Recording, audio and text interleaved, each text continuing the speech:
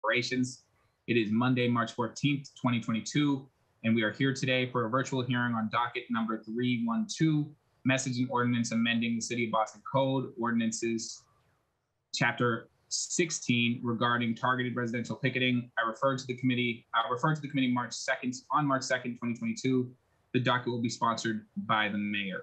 In accordance with Chapter 20 of the Acts of 2021, modifying certain requirements of the open meeting law and relieving public bodies of certain requirements, including the requirement that public bodies conduct its meetings in public place, that it is open and physically accessible to the public. The City Council will be conducting this hearing virtually via Zoom, and it is being recorded. This enables the City Council to carry out its responsibilities while adhering to public health accommodations and ensuring public access to its deliberations through adequate alternative means.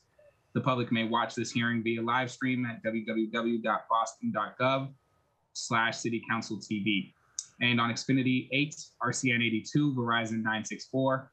It will also be rebroadcasted at a later date. Written comments may be sent to the committee email at cc.go@boston.gov and will be made a part of the record and available to all councilors. Public testimony will be taken at the end of this hearing.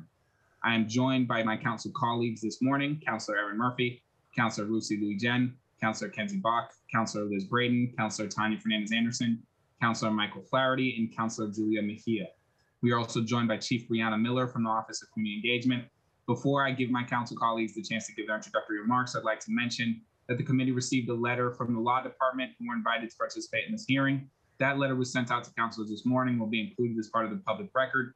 The department cites a similar ordinance, which was upheld in the case of Frisbee v. Schultz and found to be lawful.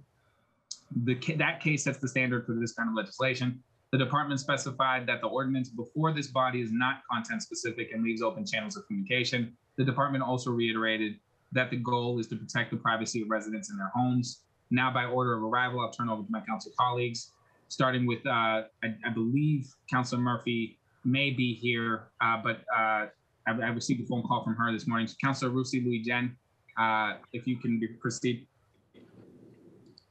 Thank you, Mr. Chair. Thank you for everyone for being here. I look forward to listening to this conversation. I'm at-large City Councilor Lucy Louis-Jen, here looking forward to this conversation on the ordinance. As we all know, the right to join with others in protest is critical to our democracy. It's critical to fighting for change, for the common good, and is a core First Amendment principle. But even before our Constitution, we have the Mass Constitution that says people have a right in an orderly and peaceful manner to assemble to consult upon the public good. So we know that the right to protest, the right to assemble, is a crucial legal, cultural, political protection, especially for dissenting and marginalized groups like abolitionists, suffragists, religious groups, labor and civil rights groups. But it's not completely unconditional. And the government can impose content-neutral, reasonable time, place, and manner restrictions. And we shouldn't take any of these restrictions lightly, and I don't take this ordinance lightly at all. But I do believe, and potentially there's room for change, but the ordinance is narrowly tailored, banning targeted residential protests only from 9 p.m. to 9 a.m.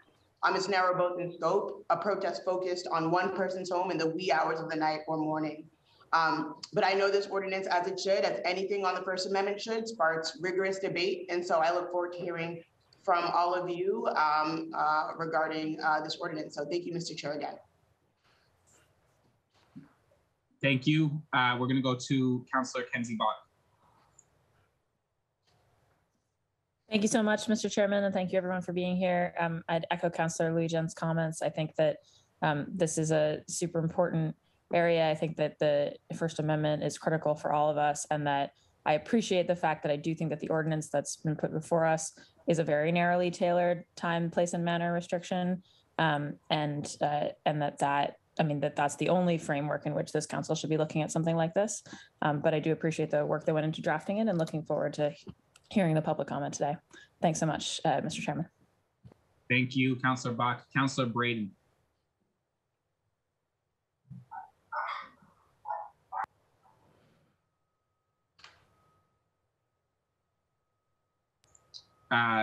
Councilor Tanya Fernandez-Anderson, the floor is yours if you would like to make an opening comment. Good morning, everyone. Thank you, Chairman, and everyone for being here for this process. I I have to say that I'm still thinking about specifics to this, the adjustments or what the mayor has proposed, and I'm still kind of on the fence and thinking about in terms of can we make these adjustments and to those specifics. So I want to listen to the testimonies today and just observe and hopefully make the right decision. Thank you, Councillor Fernandez-Anderson. Councillor Flaherty, and I just want to note that we've been joined by Council President Ed Flynn. Councillor Flaherty. Thank you, Mr. Chair. Look forward to the hearing. I obviously want to echo the comments of our colleague, Councillor Bach, and also recognize that we may have an opportunity here. We may want to insert some sunset clause just to make sure that it doesn't go completely different direction. So narrowly tailored amendment, I guess, to the time, place, and manner is appropriate. The sunset clause may give us further assurance that it won't infringe further on folks' rights to exercise their speech and et cetera. So look forward to hearing testimony and we'll participate as we proceed. Thank you, Mr. Chair. Thank you. Councillor Braden, I see that your camera is now on. Are you ready for an opening statement or do you want me to come back to you? I'm having some technical difficulties, but yes, I can do a verbal without the camera. That's fine.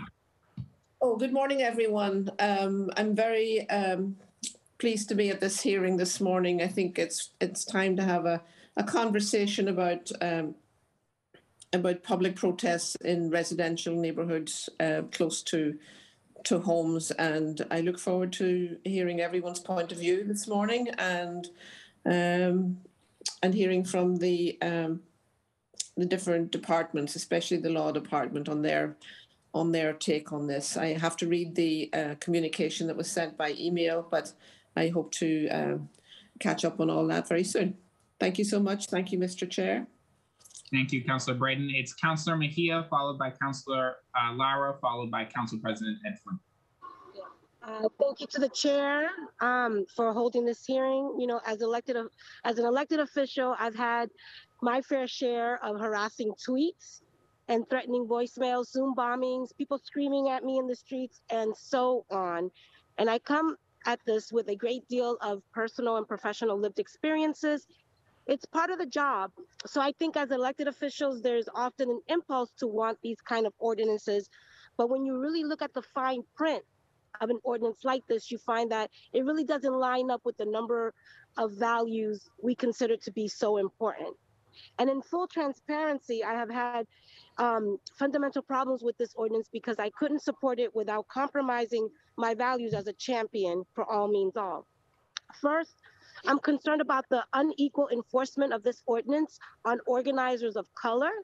Second, I'm concerned that using the police to enforce an ordinance like this, we have seen how the police in the past have cracked down disproportionately on organizers of color, LGBTQ organizers as well.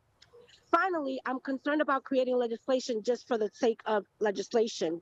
We already have a noise ordinance and permitting laws for organizing. So if we are seriously concerned about picketing, we have a number of ordinances to fall back on.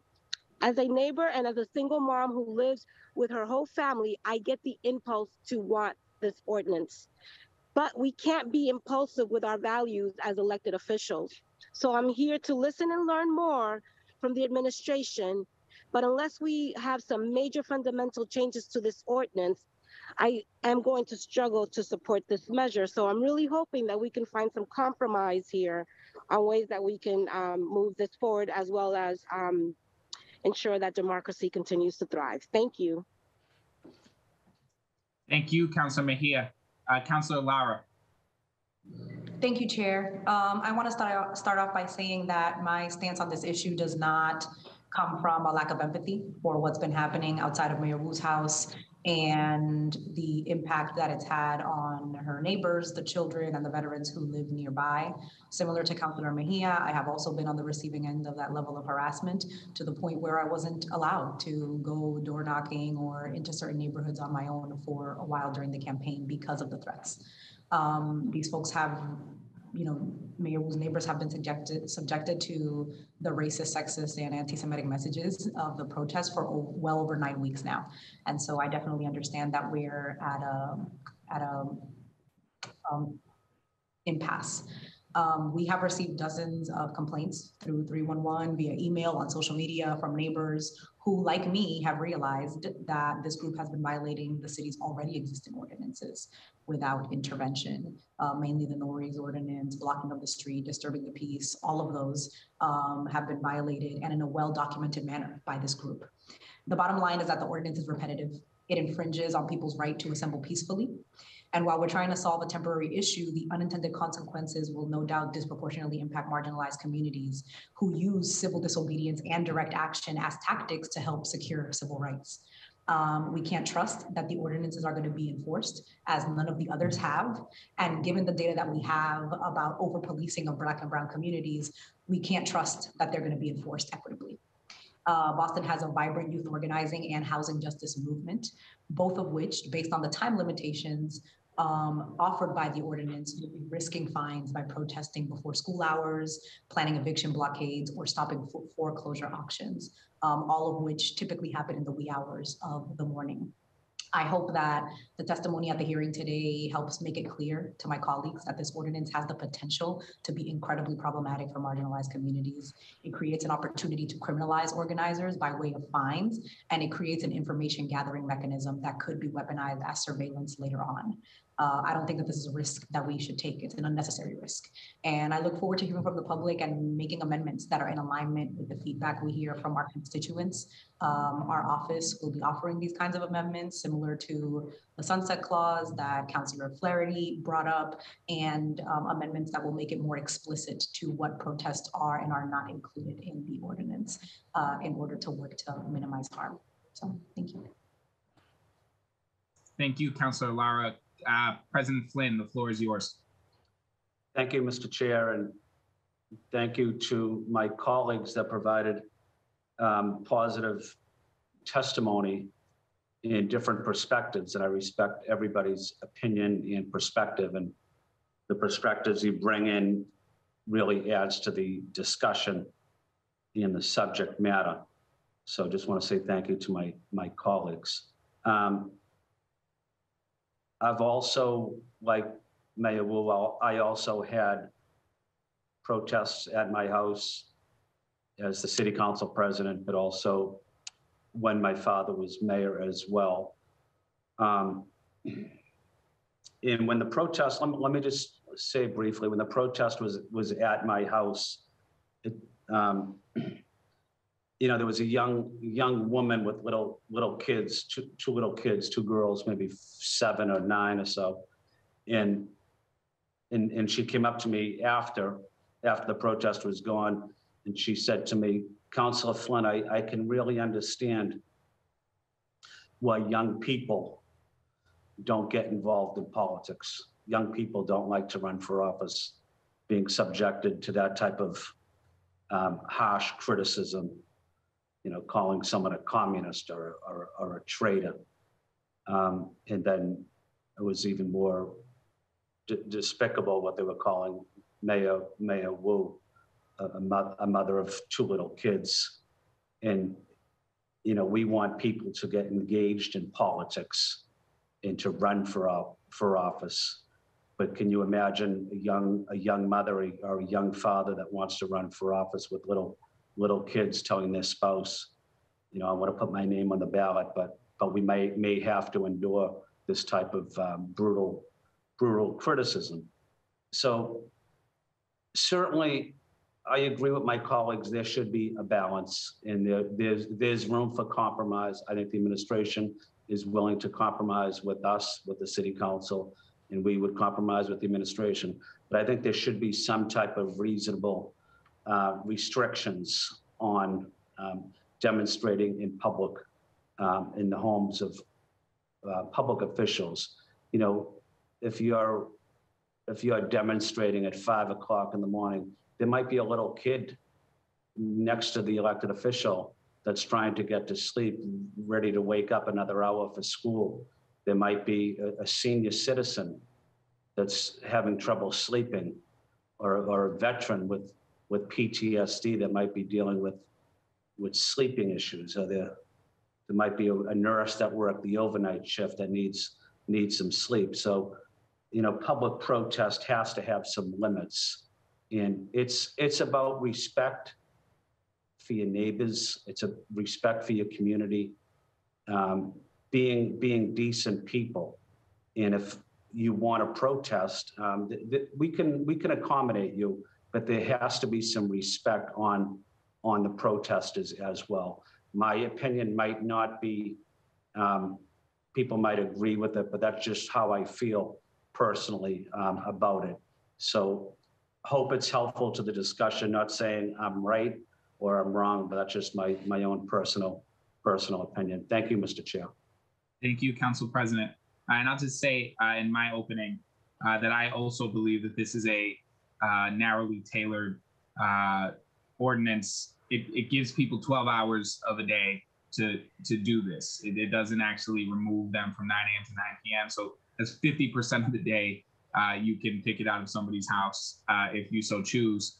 And I will just say, as the child of someone who was in elected office and understands, sort of like Council President Flynn said, your parent being challenged in that way. I remember back in the time of land phones, picking up the phone to death threats when my father was opposed to the Iraq War. And so there have been a number of instances like that. And I know that those things weigh heavy on everybody here in the sense that we all run for office, we all put our names on ballots. We are all, I think, frankly, very comfortable with engaging with constituents and see that as part of our job.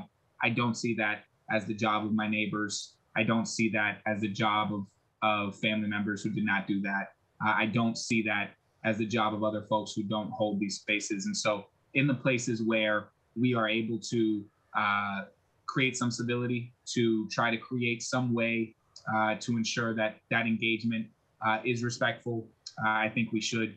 And so, you know, from where I'm at, there will be working sessions on this, obviously on language and things of that nature, but I do believe that 9 p.m. to 9 a.m. Or rather 9 a.m. to 9 p.m. is accommodating. For the sake of time, because we have a hard stop with Chief Miller at 11, I want to go to Chief Miller, and then we will go back to the council through the council in order of arrival for questions, and then we will go to community comment. And so, Chief Miller, the floor is yours. Thank you. Good morning, everyone. My name is Brianna Malore, and I'm the Chief of Community Engagement for the City of Boston, Mayor Michelle Wu. Thank you, Chairman Arroyo, for holding this hearing today, and thank you to the entire council for having me here and allowing me to listen to your comments and concerns. And I definitely look forward to bringing back what we discussed today to the administration. And I'm here to listen to all the comments and concerns with the mission to create a stronger ordinance through a working session. Mayor Wu filed this ordinance regarding targeted residential picketing to preserve the residents' rights to be heard while ensuring they do not interfere with the quality of life of our Boston neighborhoods. When picketers target individuals and families and residents, particularly with the intentions to disrupt their way of life, it negatively affects the entire neighborhood. And it's our most vulnerable residents that are deeply impacted by these attacks, so specifically the elderly and children. The protests then become a very big quality of life issue. They interrupt the residents' ability to live healthy, happy, and comfortably in the privacy of their own homes, and everyone deserves that right. This ordinance will not prevent people from being able to protest or have their voices heard. Residents will still have the right to protest outside someone's home if they choose to do so. The protest simply places reasonable limitations on that. As a community, we should be considerate of the impacts we have on our neighbors, and adding these necessary parameters protect the health and well-being of every single resident in our neighborhoods that are targeted by harassment and targeted attacks while preserving their right to protest. Again, thank you to the entire council for having me here today, and thank you all. Thank you, Chief Miller. I now want to go to councilors in order of arrival for questions.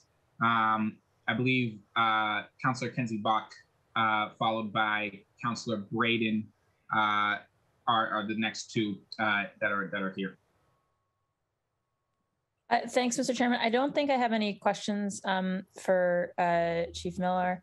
I think that I appreciated the letter from the law department, and it's consistent with when I first read the ordinance, that what I went and did was sort of read the legal background on this and try to get a sense of where it fell. And that was part of, for me, coming to the conclusion that it is narrowly tailored and very much kind of consistent with the tradition that the Supreme Court has upheld. I guess just a couple of quick comments in reaction to some of the things that colleagues said. One is just that I don't think fundamentally that there's any reason why this ordinance would operate differently from the noise ordinance. And I'm aware that the noise ordinance, is often seen as not enforced. And there are good reasons and bad reasons for that.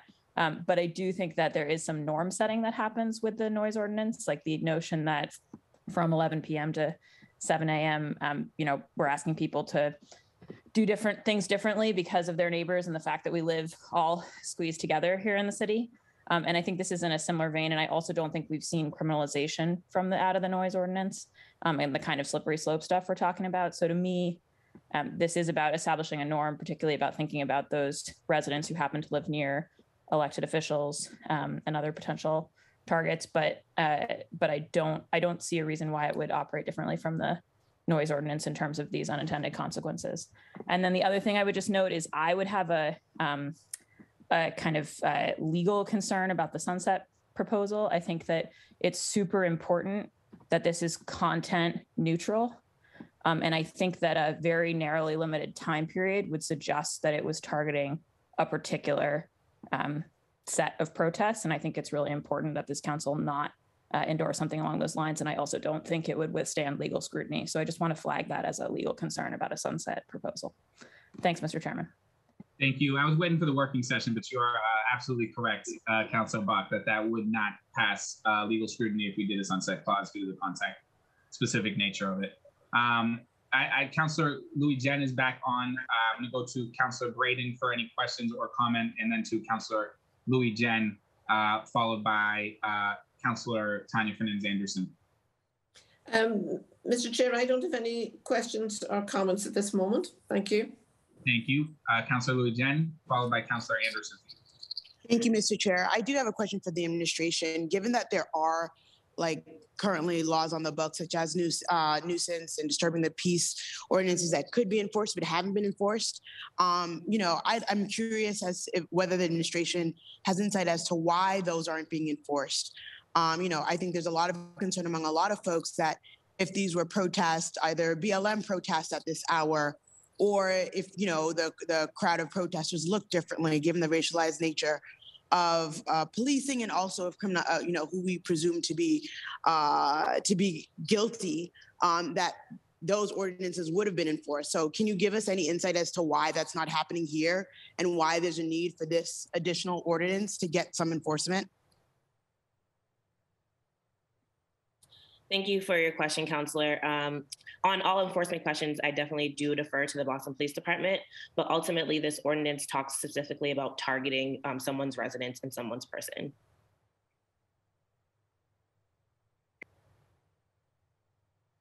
Thank you, Chief. And so we can, I'm going to take questions for BPD and actually send them to BPD. So if folks have questions for BPD like that, we will send that to BPD for answers. So thank you, Councilor Louis Jen. Do you have any other questions? Hey, Councilor No, that's Royal. all for now. Oh. Yes, President Flynn. No, I didn't mean to jump ahead of anybody. I apologize about that. Oh, you're good. Okay. Chair Royal, obviously this is on television and the public is watching, but can you explain the term sunset provision? I have a good understanding of what it is. Not totally, I'll be honest, not totally, but can you also explain it for the public what that means? Certainly. A sunset provision is a legal provision that provides the automatic termination of the ordinance. In other words, it would be you sunset it and we would have to act again affirmatively to renew it, essentially. So if we pass this with a sunset provision, what that would mean is it's active or a valid law up to a deadline, and then it would sunset and expire. So that's the definition of a sunset provision. Okay. Yeah, thank you, Chair Royo, and I Thank you for calling that out. I'm not sure everybody knows what the sunset provision is. Yeah, I had an understanding of it, but not totally. So I'm glad you were able to expand on that a little bit. The other issue I wanted to highlight is, you know, the protesting out in front of anyone's house, whether it's a mayor or a council or a state representative, and it's legal to do that. It certainly costs public taxpayer dollars as well. You know, there has to be a police response to that, and that's part of the public protest. So when we have a handful of people that want to protest out in front of my house or the mayor's house or someone else's house, police have to be called to deal with the traffic and to deal with the noise and the quality of life of the residents. So this could be a significant amount of money also. Not that that's the reason you should not have protests, but it should be acknowledged that public safety money, taxpayer money is spent.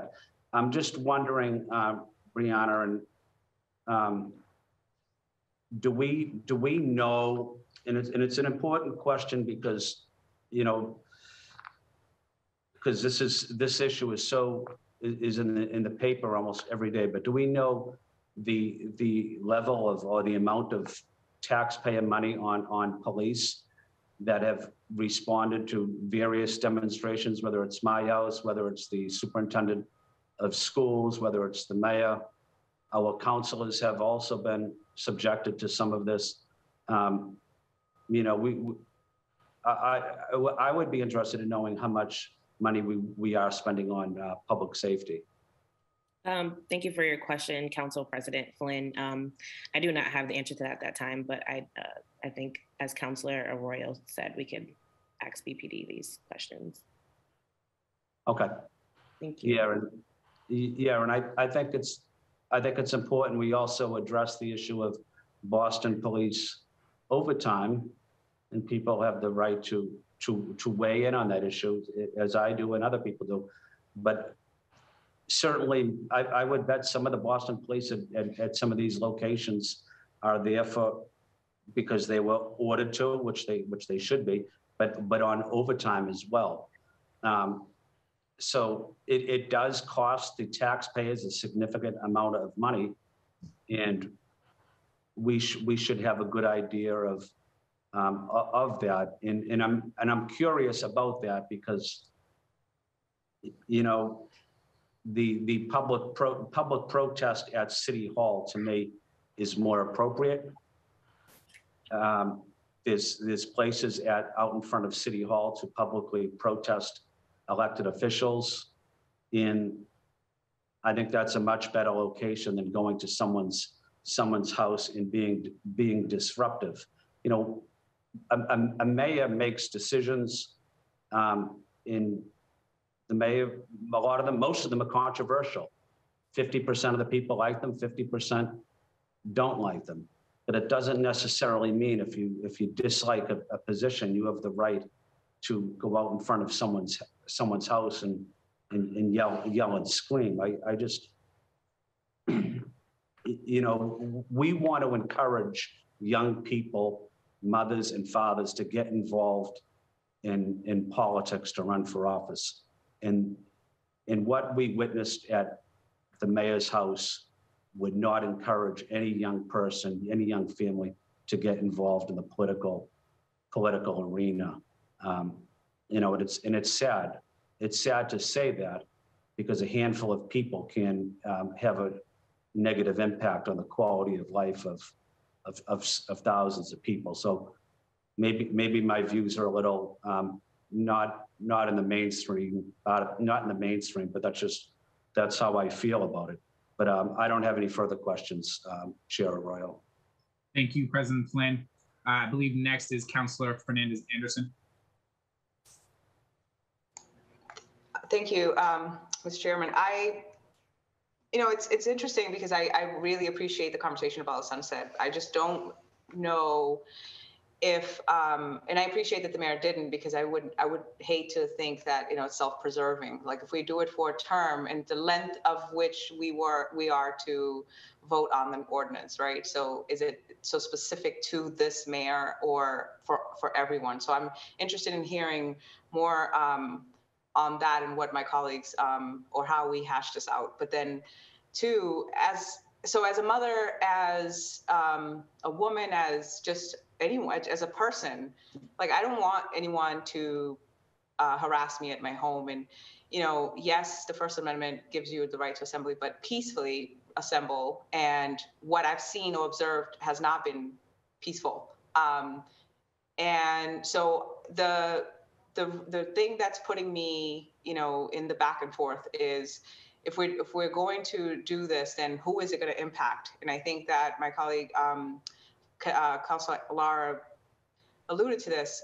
Then who does it adversely impact? Who does it disproportionately impact? And in the event that it is enforced by BPD, and as well as what is that going to turn into, right? And then as far as the noise ordinance, it does not get enforced at all unless you are white and you're calling in a Black neighborhood. So I'm very cautious into how this is going to play out. And I want to hear more.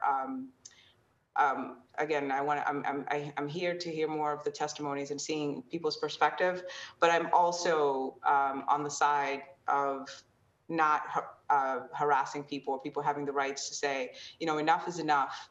And Councilor Arroyo and President Flynn mentioned this. As a child, you've observed this, and you understand that this is, you don't want your mom to be called names and harassed. And I'm sure there's been, aches and there's been stress and tears over this. And I understand that people will say, well, that's what you deserve because you took the position opposite for me. But there's never is it okay to harass someone to that level. So I just wanted to allude to those two, and I'd like more conversation around the sunset provision, just to make sure that we're doing it properly. Thank you, Councilor Anderson.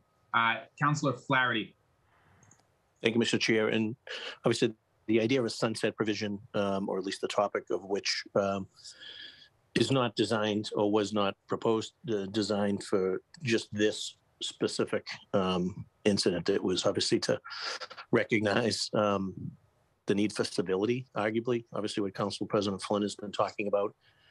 I guess gone are the days when folks can agree to disagree, and protests have risen to the level of, it's threats, there's intimidation, and they can downgrade fairly quickly to a lot of other things. So I guess the idea behind a sunset wasn't for this specific, the protest obviously at the mayor's house. It was designed more to address overall the lack of stability in our city, in our state, in our country, when it comes to disagreements, arguably whether they're political or they're policy driven. So I just want to make sure folks understand sort of where that idea at least came from as to whether it makes sense to put a sunset clause here or not, and obviously whether or not it would withstand muster. But it wasn't designed just for this specific instance. It was to address, I think, things in general, which Council President Flynn has so eloquently articulated. But I just want to shift gears to Brianna. Are you an attorney? And I know you had maybe briefly read something from the law department, but I guess the bigger question for me is, where is the law department? And, this is what we pay Adam Seidenbaum for, frankly. And so he needs to be on this call. If not, then I need to hear from him at some point today on this issue. We've got an issue. We've got an ordinance in front of us that intertwines. There are some legal issues with it. My colleagues and clearly folks that will be testifying will have questions about. And we have a law department, corporation counsel, not sure what they're doing. They're probably just listening, but they should be participating, Brianna. And so unless you're an attorney that has specific authorization from the law department, an attorney from the law department should be at this hearing. And that shows sort of a lack of respect for the legislative body, as well as for this ordinance, the fact that they're not here. And so that's my 2 cents. So Brianna, are you an attorney? I am not. Counselor, I am not an attorney, but I'm happy to connect you with the legal office. They did send a lengthy letter addressing the First Amendment concerns that people had. So, right. I would. So Brianna, why isn't the law department here representing the administration on this ordinance? I can speak for myself. I'm here to represent the community in this instance, in the neighborhoods and the impacts that it has on the neighborhoods. But I'm happy to have legal answer any follow-up questions that need to happen. That's true. And thank you, Brianna. This isn't directed at you, obviously, through the chair. Adam Cedarbaum and or his team should be at this hearing. The fact that they're either just listening in or they're underneath their desks, not sure what it is, but they should be on this hearing participating as we noodle through the intricacies of this ordinance and or what, if any, rights, laws, and freedoms potentially get traversed. So that's my opine for this morning, and my disappointment that the law department is not front and center answering questions and or assisting us with the process. Thank you, Mr. Chair. Thank you, Councilor Flaherty. And I would just say that I agree that they likely should be present, and I expect that they will be present at the working session on this. That is my deepest hope, that they be there to work through that language with us. Councilor Mejia. And just briefly, Mr. Chair, just if you could inquire from the law department, could we just assess what's their annual budget? How many attorneys are in the department? What their salaries are, and I guess, and what their role is as it pertains to, I guess, city government and or their advocacy on behalf of the corporation. So I'd like to get those answers in advance of that working session. Their overall budget, what we pay for outside counsel, why we need outside counsel, why are we handling stuff inside, how many attorneys do we have, and what are those attorneys' functions as it pertains to protecting the corporation and participating in policy, et cetera. We've taken those questions down. I'll make sure to send those over. Thank you, Councilor Flaherty. Thank you. Councilor Mejia, followed by Councilor Lara, and then back to Councilor Flynn, Council President Flynn. I just want to echo some of the same comments that my previous colleague mentioned in terms of the law department not being here. And I'm also here to listen, so I'm just going to go on mute for the rest of the stuff. Okay, thank you. Thank you, Councilor Mejia. Councilor Lara, followed by Council President Flynn. Thank you, Chair. I don't think that I have any questions, but I do have a few comments. I just want to point out that the instances that we're talking about at city councilors' homes, about when we're talking about harassment, when we're talking about threats, that those are not protests. Threatening someone's family is not a protest. Vandalizing someone's home is not a protest, right? And so I want us to be careful when we're having a conversation about protesting and picketing, that we are not saying that we are supportive of this thing because X, Y, and Z has happened to us, or we have seen X, Y, and Z happen, when none of those things could be ultimately defined as being protest. We're also having a conversation about what's appropriate to protest. Protests are meant to be disruptive. And as people who are in power, we don't get to tell our constituents when it's appropriate or when it feels good or when it's best for us that they show up to protest. The Montgomery bus boycott cost the government a bunch of money. We're talking about people, if we want to act like this ordinance is somehow content neutral, yes, it was written to be content neutral and it is legally sound in the way that it is content neutral, but this ordinance is a response to a specific thing. If we want to stop talking about it as if it's not a response to a specific thing, then let's look at protest as protest. People who are out fighting for their civil rights and fighting for their civil liberties. We do not get to tell them when protests won't disturb us. Protests are meant to be that. So we're talking about this ordinance passing legal scrutiny because we need to stay content neutral. It is not content neutral. It was written as a response to a specific kind of protest. We and councilors, us, have had, and other people who came before us, other mayors, have had people protesting outside of our homes for generations. And this has never been something that has been on the tables. And all of the comments and the conversation that we're having are about the people who are outside of Mayor Wu's house and people who have been outside of our own homes or of our families' homes doing things that could not be defined as a protest. I think it's an incredibly privileged stance to take, to say that because something hasn't been criminalized before, that it won't be in the future, or because it hasn't been criminalized for a specific community, that it will be the same for other. The reality is that the Boston Police Department has some discretion about how they enforce, and discretion allows for political bias to inform enforcement. And if we leave that open without, maybe, we're talking about that this is really targeted, it needs to be more targeted. If we leave it open, then we leave it for everybody's political bias, as we have seen. We've seen women's marches where nobody has been arrested, and we've seen Black Lives Matter marches where 200 people get arrested without any violent outburst on either of them. We know this to be true. All of the data that we have about how police and policing happens in the city shows that it is not done in an equitable way. And so I think we need to take our heads out of the sand in saying that we can for sure say that this is not going to be criminalized, that we can for sure say that this is going to be implemented to the spirit and the letter of this ordinance. And if we're saying, if we are speaking truthfully and saying that we don't know for a fact that this is going to be implemented to the spirit and the letter of this ordinance, because all of the data that we have shows the contrary, then we need to ask ourselves as a body if we are willing to take that chance, not only for ourselves, but for the marginalized communities and our constituents in the city. Thank you, Chair. Thank you, Councilor Lara. I see Councilor Murphy has her hand up. I want to go to Councilor Murphy, and then I'll go to Council President Flynn, and then I will take my opportunity to speak, and then we'll go back around for a second round as necessary. So Councilor Murphy, the floor is yours. You're muted. Now I'm here to speak. Sorry. So thank you, Chair, and also to all my colleagues. I really appreciate this opportunity to hear. I know this is a big issue and something very important that we need to work through together and kind of get the different perspectives.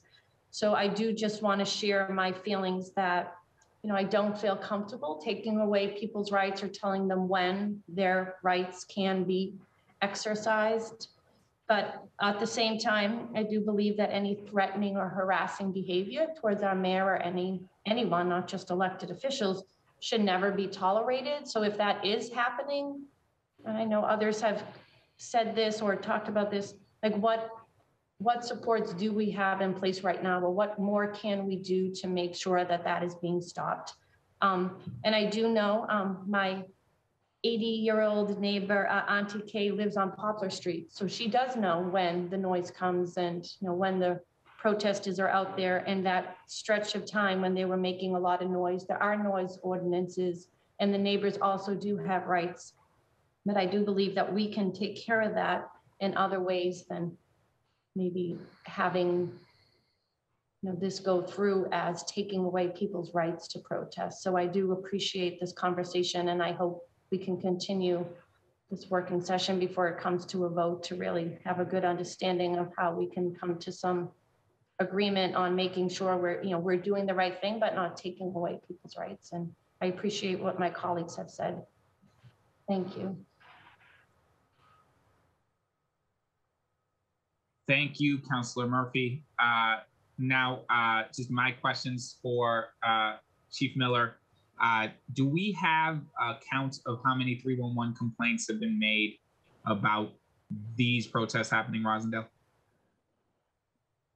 Yes, so we currently have about 14 complaints through 311 about specifically Augustus Ave. Okay, because I know that I have actually seen both in our community threads, in my inbox, dozens of phone calls that we've received about this issue. Just lots, including today. We got a report of the noise carrying down to Cummins Highway. I would be interested in why we haven't enforced the actual sound noise ordinances. That would be very interesting information to me as to why that hasn't happened when this has been the largest part of the complaints that I have received, the second largest being sort of on the content of what's being yelled. But the noise itself is what I think has been most disruptive in that way.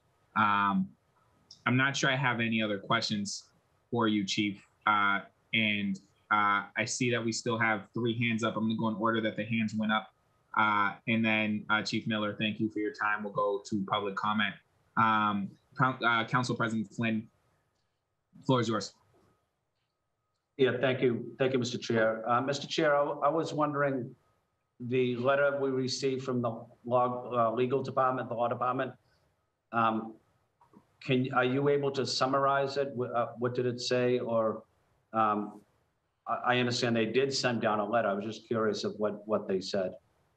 Sure. So I read it out at just to summarize, but I'm happy to do it again here. The letter is about 4 pages long. Okay. The department cites a similar ordinance, which was upheld in the case of Frisbee v. Schultz and found to be lawful. That case set the standards for this kind of legislation that's before us today. The department specified that the ordinance before this body is not content specific, which is a legal determination that is required for something like this by the courts, and leaves open channels of communication. The department also reiterated that the goal is to protect the privacy of residents in their homes. And so that's the Cliff Notes version of that 4-page letter.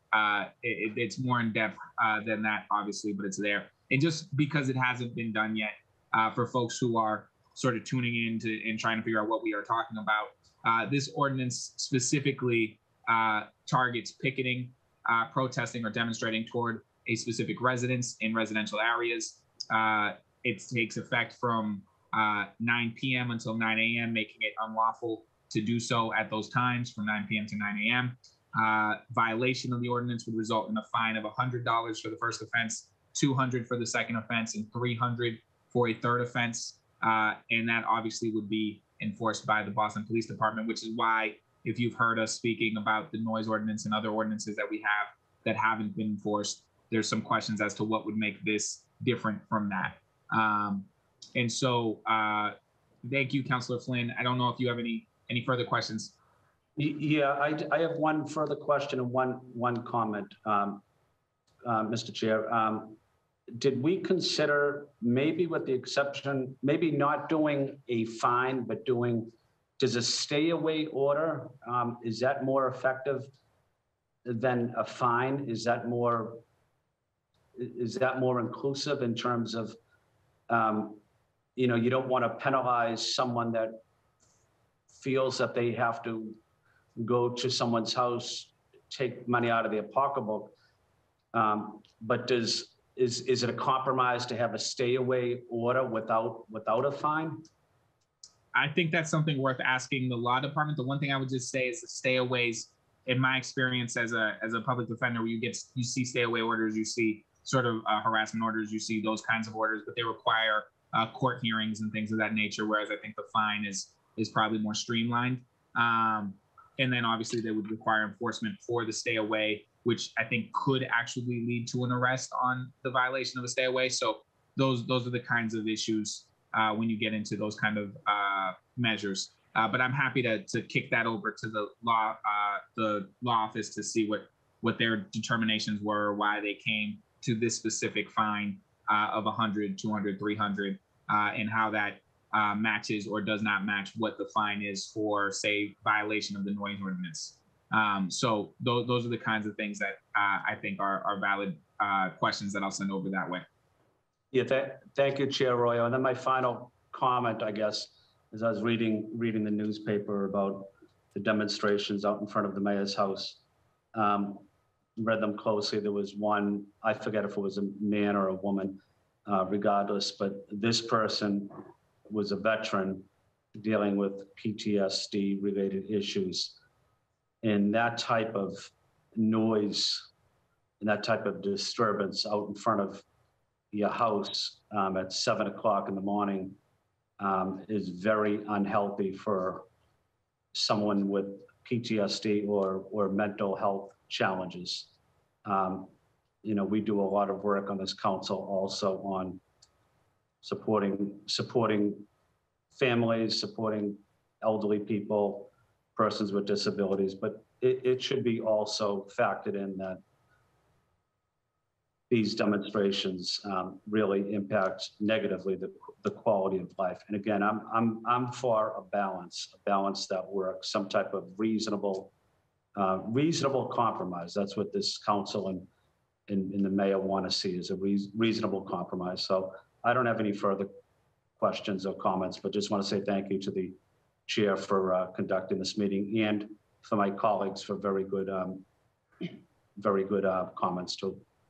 Thank you, Councilor Flynn. I will just say, one of the emails I received as well is in this time of hybrid and from working from home. One of the emails that I've received is about somebody who's had their work disrupted, who has had a hard time trying to figure out how to work in this area from home. And so these are the kinds of things that we have to figure out what the balance is here, because these folks are not elected officials, did not take on this kind of job that requires sort of a daily public scrutiny and public interaction that I think is part of the job and is an acceptable part of the job. But they haven't signed up for that. And I think when we start to get into a place where we're going after families, going after children, which, we can say what we want. If you're protesting and yelling outside of a house while somebody's getting ready for school and calling their mom names and doing all that stuff, it's not the equivalent of like the freedom riders. It's really not. And it is happening every day.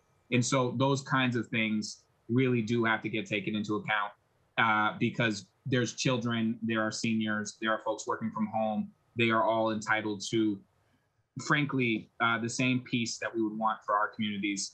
I represent this area, so I might be, I might be a little bit more sensitive to it because I've received so many of these phone calls and I know what's going on there in that sense. But it's been a lot, and I think if we're just saying that you can do that, all of the things I just said, because they frankly have been doing that, but from 9 a.m. until 9 p.m., which is after the sun goes down, frankly, which is, I think, also a thing, but it's after the sun goes down. So we're saying from 9 a.m. to 9 p.m., 12 hours, have at it.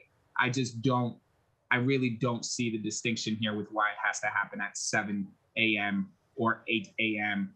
I recognize protests are disruptive, but the reality is I've never actually seen this kind of sustained effort at somebody's home ever, period.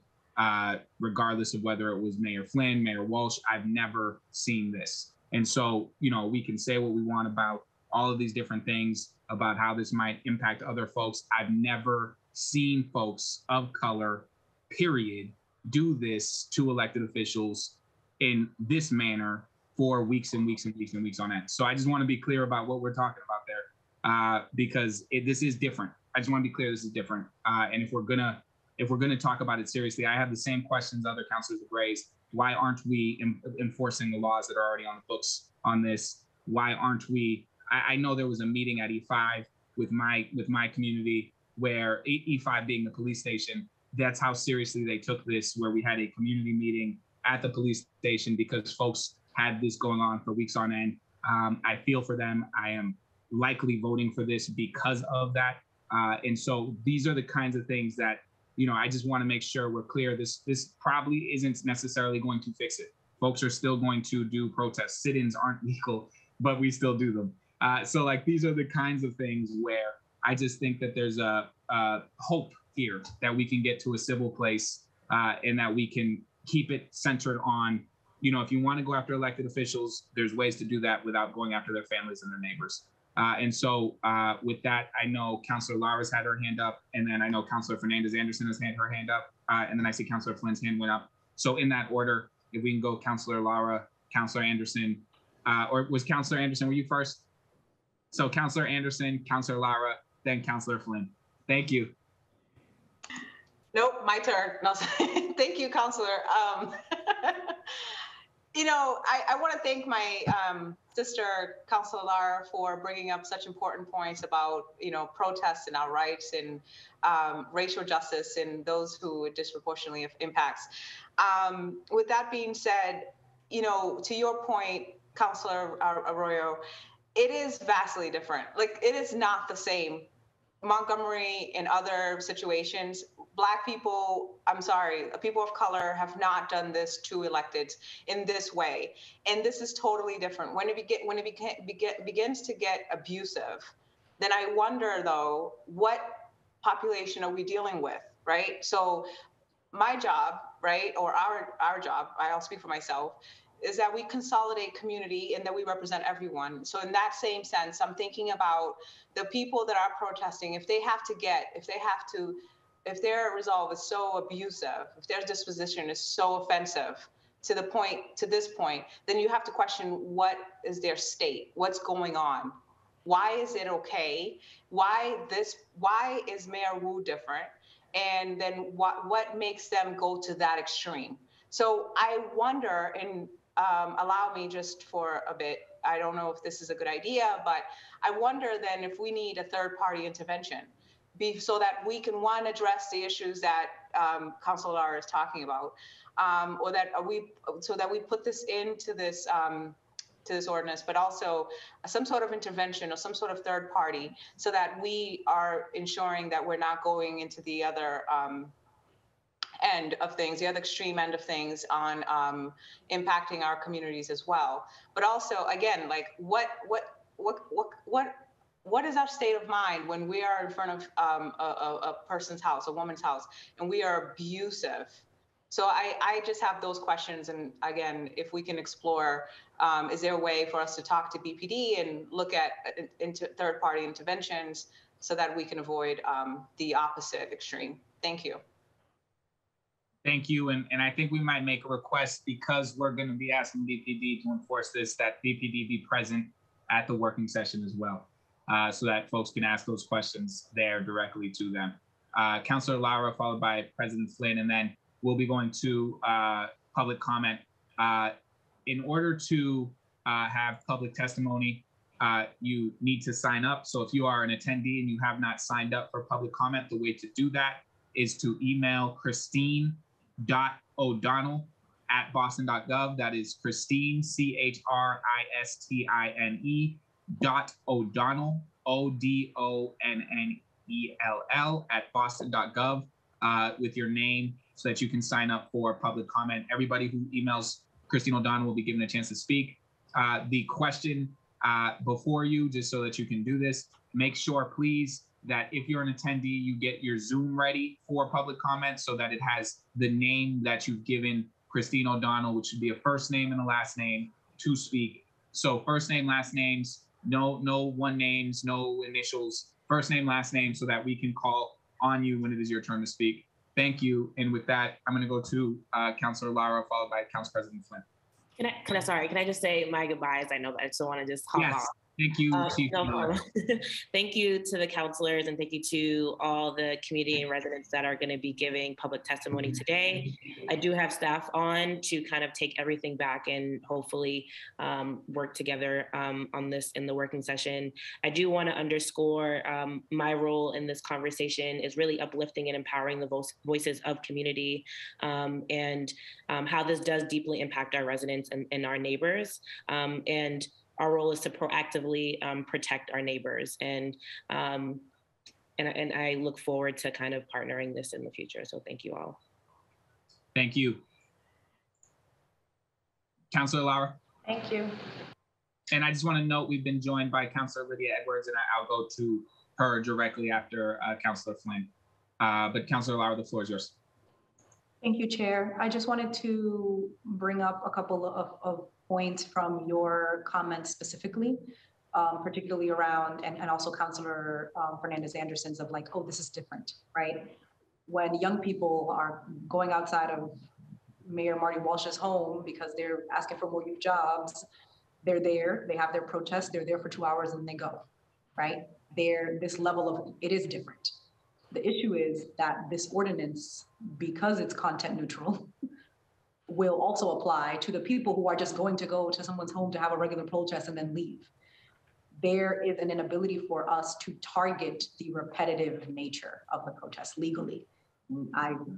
And so I wanted to bring that up, because the problem is the repetitive nature, right? This has been going on for 9 weeks, but legally we can't target the repetitive nature, because if we say, no more than 7 days within a 30-day limit, then you can't figure out who was there, and you get in, you're wading into the water of saying that John has used up Mary's First Amendment right because John has been there for 3 days, and now Mary can't be there because it's been 7 days. So this is a part of the issue. is that in all of the ways that we can make this ordinance very specific so that it minimizes the amount of harm, we have kind of like the legal boundaries around what we can do, because we're kind of playing with the First Amendment here, which is why I believe that we don't take the risk, because ultimately we're going to get to where we're going to.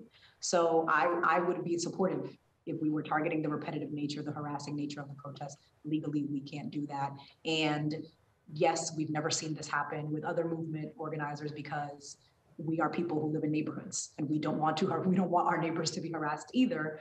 But the reality is that we can't, if we pass this ordinance, it's not gonna discriminate in the sense that anybody, whether you're peaceful, whether you've been there for an hour, whether you've been there for 2, whether you've been there for 9 weeks, will have to feel the impact of it. Thank you, Councilor Lara. And I do think that the repetitiveness is really what has caused much of the disturbance, right? Those other situations were sort of one and dones. And this is a very different thing. And so, Councilor Flynn, so thank you, Councilor Lara. Councilor Flynn, the floor is yours. Thank you, Councilor Arroyo, and I appreciate the opportunity to speak again, and I promise this will be my last time speaking. But I wanted to highlight one issue. I was with the mayor at Whittier Street Health Center several weeks ago, a couple months ago rather, and one of the reporters asked me about the protest out in front of the mayor's house, and I said, you know, when my father was mayor, we also had demonstrations. There was demonstrations out in front of Mayor Flynn's house. There was demonstrations under Mayor Menino's house. There were demonstrations at Mayor Walsh's house, but never to the extent and the aggressiveness that we see out in front of Mayor Wu's house. The demonstrations under the white mayors was professional. It was respectful. And the demonstration out in front of Mayor Wu's home was personal, it was vindictive. It was mean-spirited. And I said this at the time, and some people will get upset with me again, but I'm gonna say it again anyway. I think a lot of this has to do with Mayor Wu being a woman and Mayor Wu being a woman of color, because it certainly didn't happen under Mayor Flynn. It certainly didn't happen under Mayor Menino, and it certainly didn't happen under Mayor Walsh.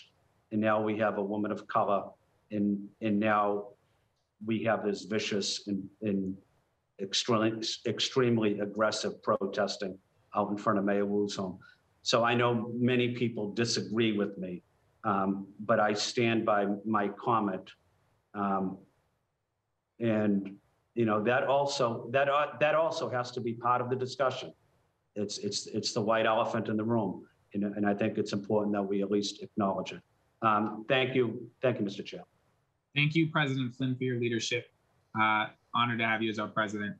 Councilor Edwards, the floor is yours. Thank you very much, and I apologize for being delayed in this conversation.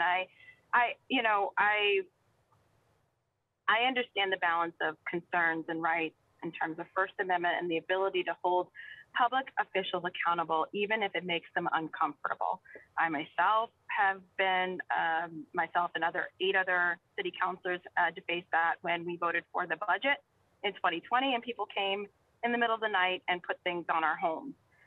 So this is being held accountable is one thing, but what I feel is somewhat reasonable in this this version is, one, we already have the law, but 2, it's a 2-hour shift. Because I do think there's one thing between being held accountable and then using the ability to just simply harass somebody. And I do wonder why 7 a.m. the insistence on keeping the 7 a.m. as a part of the opportunity to get in front of someone's house. I can't think why that is, except to be able to harass them, to wake them up, to cause discomfort. And that's not the same as being able to convey a message to people. I think it's really important that we really ask ourselves, what are we pushing for and what are we allowing for? We don't have a governor's mansion. We don't have a mayor's mansion. Our elected officials live in community. And the question is, when we live in community, while you're trying to hold me accountable, for example, how much does my elderly neighbor need to suffer as a result of you wanting to send a message to me? And I think that this is allowing for our elderly, for our folks with children, for our folks who are not political, who happen to be in a neighborhood where a politician lives, to continue to live in peace and quiet. I think to a certain extent, Mayor Wu's is an example, but I think it's more important to ask ourselves, if it's not Mayor Wu, it could be a city official that we don't like, it could be the police commissioner, it could be a lot of people who aren't elected that will be impacted by this particular law. Now, the state law, that's a little different. That is actually talking about targeting elected officials, which I have a little bit more of a concern about this. But this is a matter of peace, not so much peace, but the ability to hold accountable without causing harm and harassing other people who are not related to those decisions, who have no power over that decision, but are now losing at least 2 hours of sleep. I think it's reasonable. It still allows for people to come out there, have their voices heard, 9 o'clock to 9 o'clock. And I think it still allows for the level of discomfort that you feel is necessary for the elected official, but it doesn't cause harm. And I think that that's where the difference is. So I fully support this measure. For those who are concerned about First Amendment rights, I think you need to be moving forward. There should be a greater discussion as to whether we should have this ordinance at all. So if you're talking about scrapping the entire thing, that's a different conversation and a different ordinance. This is about adjusting already existing law, 2 hours. So yeah, so I just want to go on record in support. I acknowledge it's a matter of holding people accountable and making them uncomfortable, but I do think the 2 hours moves it to just that versus causing harm to people who had no impact and no ability to control any of these, some of the decisions that you're opposing. So thank you. Thank you, Councilor Edwards. And with that, we are now going to proceed to public comment. We have many people signed up for public comment today. Before we begin, I just want to make a few things clear. Public testimony is a means by which members of the public can provide comments on the matters discussed at a committee hearing. There is no back and forth between the public and councilors or panelists. There is no question and answer session. You should think of this as an opportunity to provide feedback and raise concerns. Please limit your testimony to 2 minutes. We'll have a timer running. When I hit 2 minutes, I will mute you because we have so many folks coming to speak. It's already over 40 people. So 2 minutes, we will be tight to 2 minutes. I will have an alarm. When the alarm goes off, that is 2 minutes. Please try to keep yourself to 2 minutes. Please be respectful in your comments. No profanity and no personal attacks on council members or the administration will be tolerated. These are really the only rules that we have. So as chair, I will give you one warning. If you continue to be profane or attack someone, then you will have to be muted and removed from the hearing. In addition, please make sure that your Zoom name matches the name under which you signed up for public testimony so that we can appropriately bump you up. People will be called in the order in which they signed up. So please make sure that your name is there so that our tech team can pop you in so that you can do your public testimony under the name which you've signed up for public testimony. And again, if you haven't signed up for public testimony yet and you are listening to this and you would like to, email christine.o'donnell@boston.gov. That is CHRISTINE.O'Donnell, ODONNELL @boston.gov. And you'll be sent a Zoom link and signed up. So with that, and just obviously if you've not signed up for public testimony, you won't be able to speak during public testimony. And with that, we are now going to go to public testimony in order of signing up. Rachel Polliner, you are first. You have 2 minutes and the floor is yours. Thank you very much for allowing me to speak. I appreciate the thoughtful discussion that councilors are engaging in. I've learned a lot, and I really appreciate the difficulty of police enforcement. Though to me, there's a bigger issue, and I'm not a lawyer, so I'm going to focus on the bigger issue. These last few years have had a horrific effect on our practices of democracy, intentional blurring of the line between facts and conspiracy theories, naming the media as an enemy, labeling violent insurrection at the US Capitol as legitimate public discourse. We have a lot to do to reassert boundaries. Councillor Mejia said that harassment is part of the job. What a sad, sad statement. Disagreement is part of the job, not harassment. The line has gotten so blurred that we think harassment is normal and acceptable. Harassment should not be normal or acceptable. School committee members and election officials and superintendents across the state are being harassed and intimidated. Many are leaving their jobs. Our democracy is hurt. The quality of life in our communities is hurt. To me, the question for your committee is, how can we reassert a boundary between protected speech and harassment and intimidation? We might have wished that individual responsibility and empathy would be sufficient to guide people to protest in civil modes. Clearly, they aren't. If people want to make their views known, there are plenty of modes and plenty of hours. Picketing at 9 a.m. can get the point across once or a few times at limited decibels or even silent vigils. Picketing on busy streets or outside of government buildings, holding a forum, writing letters to the editor, separate from picketing altogether. There are many options. In fact, all of those modes get the point across better, that is, if one's goals are to raise awareness, convey a message, influence public opinion, or raise issues. So why use tactics like picketing at high decibels, outside of homes, at challenging hours, day after day after day, week after week, month after month? Those are tactics for harassing and intimidating. It's your 2 minutes. Oh no! So okay. Thank you, Ms. Polliner. Thank you. Now, Nina Lev. Hi. Hello. Am I? Yeah. Yeah. Thank you for the opportunity to testify. I live across the street from Mayor Wu, 5 houses down. And even though you've been talking about this, I'd like to describe what the last couple months have been like for me and my neighbors. We've been woken up often daily for weeks on end at 7 o'clock with drumming, whistling, and loud shouting. And the intensity of this noise is so loud that even in the winter with all our windows down and the heat going, we can't ignore this noise. And the noise persists until from 7 o'clock, exactly 7 o'clock, until the mayor leaves her house. So that might be an hour, although this morning it was well over an hour.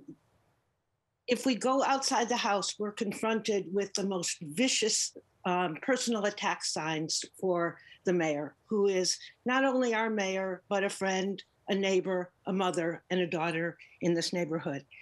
And if we have gone down and walked by the mayor's house, the most aggressive of the protesters will accost us with conspiracy theories about the mayor. And we're not any different than any other neighborhood. And I think as Councillor Flynn has suggested, what we're doing at 7 o'clock is some of us are older or sicker, or trying to sleep more. Some of us are taking our kids to daycare or leaving for work. Some of us are getting home from hospital shifts and trying to sleep after being up all night. Some of us are trying to put cranky infants back to sleep. And some of our working parents who have school-aged kids might be trying to enjoy some of the few precious family moments they actually get in their life.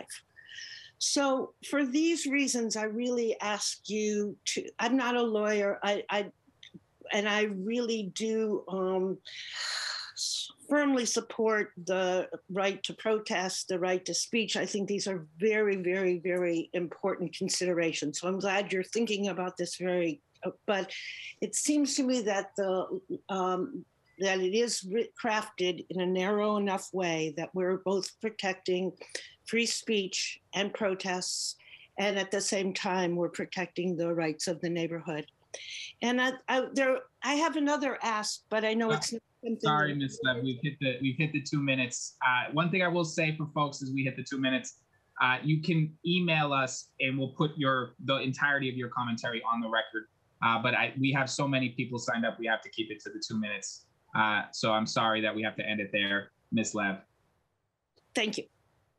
One thing I will also ask folks, I see we have folks still signed up on the attendee list with one name, just their first name. If you can please make sure that your full name is there so that we can, as you signed up to testify, so when you sent in a name to testify as, please make sure the name is the name that you have there fully so that we can call you up. With that, Shayna Catone, you have 2 minutes from when you unmute and in our setup. But the floor is yours.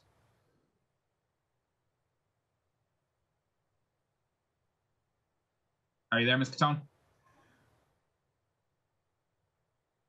There we go. Sorry. So the reason that, thank you for having me. The reason that we ended up going to the mayor's house, just for context and historical posterity, is that the mayor closed City Hall, okay? And when you close City Hall and you don't allow constituents to air their grievances, they're going to go and they're going to make their grievances heard.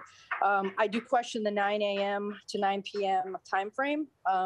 As the previous panelist said, the protesting tends to take place between 7:30 to 8:30, which is when the mayor leaves, okay? So that is targeted protesting. It's not an all-day event. It is specifically to try and engage the mayor, make our voices be heard, which he repeatedly and consistently has refused to do. You know, hearing the city councilors speak, I've heard the term entitled used a lot. Feelings are not facts, and rights are not negotiable. Our rights to constitutionally demonstrate are not something that should be negotiated or legislated through ordinance. And the fact that a sunset clause is even being considered shows that this ordinance is being specifically written for Mayor Wu and for the politicians that have been protested. You know, the protests have been called harassing, sexist, racist, anti-Semitic. None of this has any fact to support it. If that were the case, there would be police reports that support these allegations. If there are any, I would like those to be entered into the record to support those allegations. And also any video, if there's anything to support that. And this seems to be a case of NIMBY, not in my backyard. Why don't we address the real noise issues that are going on in the neighborhoods, loud parties, you know, music, the things that constituents complain about thousands upon thousands of times a year. You know, Councillor Flynn referred to some protests over the years as professional. These aren't professional protests, Mr. Flynn. You're right. These are grassroots protesters who are out there making their voices heard. We're a diverse range of protesters who are airing our grievances. We are men, women of all races, religions, and sexual orientations. And I personally take umbrage being put in a box and being mischaracterized and mislabeled. And as far as it goes, Councillor Arroyo, you said that you're comfortable engaging with constituents, yet you continue to only hold Zoom hearings. You said it's convenient and encourages more participation. Well, if City Hall is going to do a hybrid, why don't we do a hybrid hearing with in-person and also Zoom? Thank you, Ms. Catone. Thank you. Next on the list is Karina.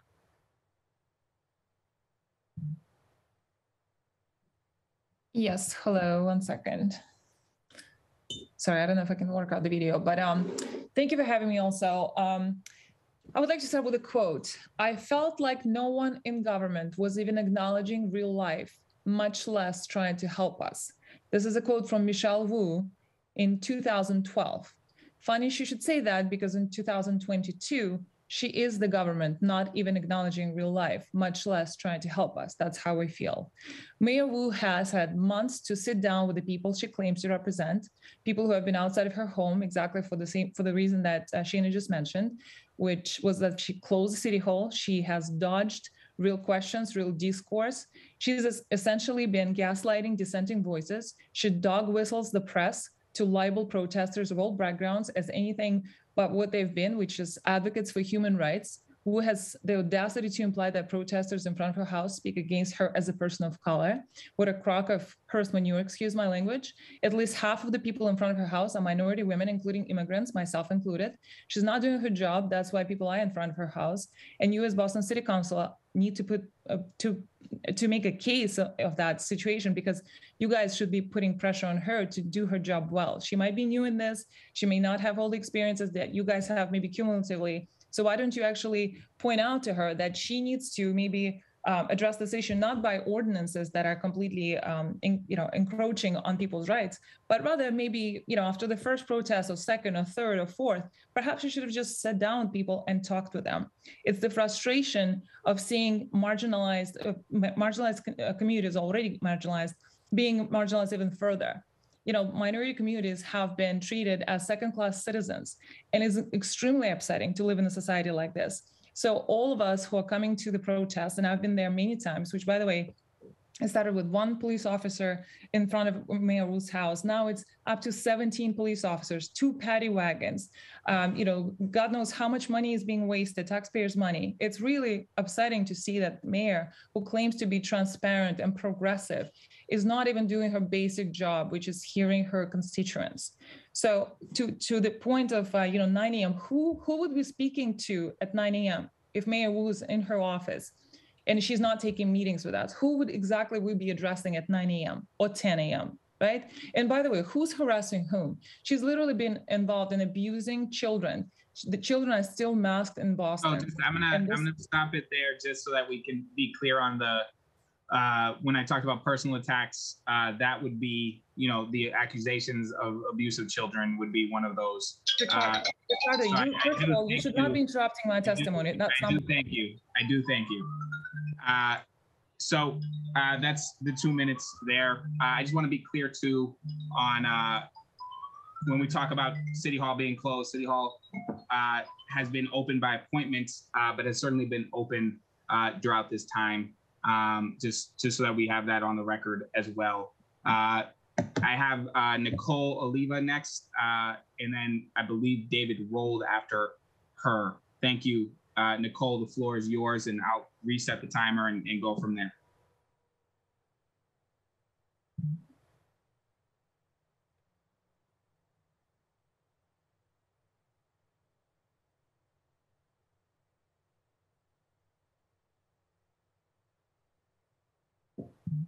Can you hear me? Yes, thank you. The floor is yours. I just wanted to make sure you called Nicole Oliva, right? Because it kind of did something weird. Yes, okay. yes, it's you. Thank you. Thank you. I just to quickly say, just echoing the last 2 speakers, that I'm opposed to the ordinance. I feel that it's a violation of our First Amendment right. And as it's been pointed out, that we can go and protest in front of City Hall, but nobody's there. So nobody's going to listen to what people have to say. So unless you're going to be there every day, then people need to continue to go to where the elected officials are, and that is their home. So Mayor Wu wants to hide behind a wall of police. She wants to hide and put in an ordinance that, allows her to not be held accountable for her actions. And people are upset. She's not even been in office for a year yet, and she's already turned the city into more of a divisive nightmare. And that's what this ordinance is going to continue to, if it goes into effect, it's going to continue to divide the city. And if she's not going to do her job properly, then maybe she shouldn't have her job as mayor. And that's it. Thank you. Thank you, Nicole.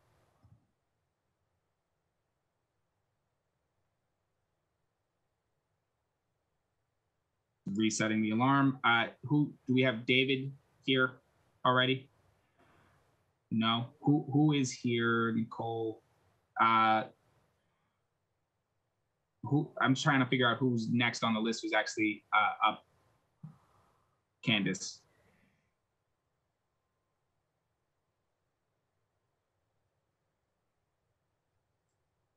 Hi, Counselor, it's Christine. David Rold is next, but I don't see him.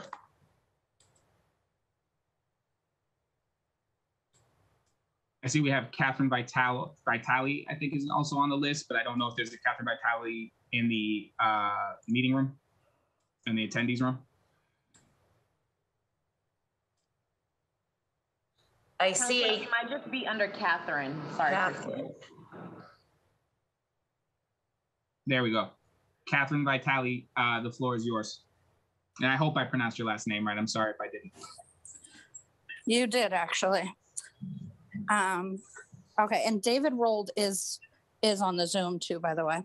I see his name. So since December 20th, many constituents have tried to speak to the mayor about her unconstitutional mandates and dictatorial tendencies that are negatively affecting us, our children, and small businesses of Boston.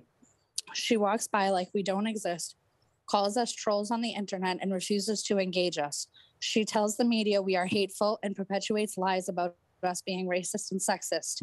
And to that, I will state for the record that our displeasure with Mayor Wu has nothing to do with her race or gender, but everything to do with her policies.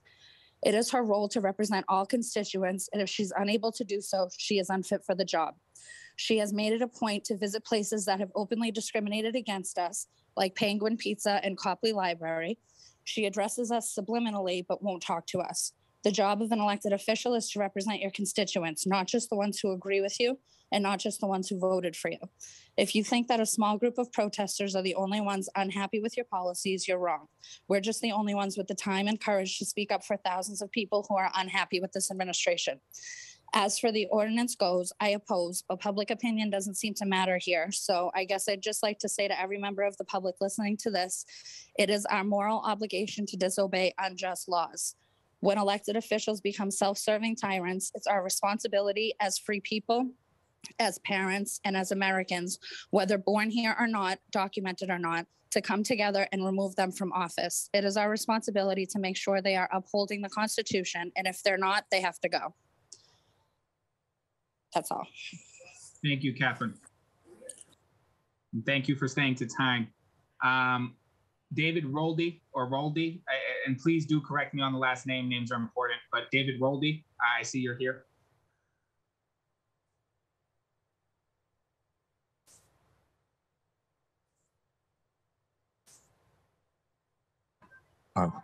Can you hear me now? Yes, there you are, sir. Sorry.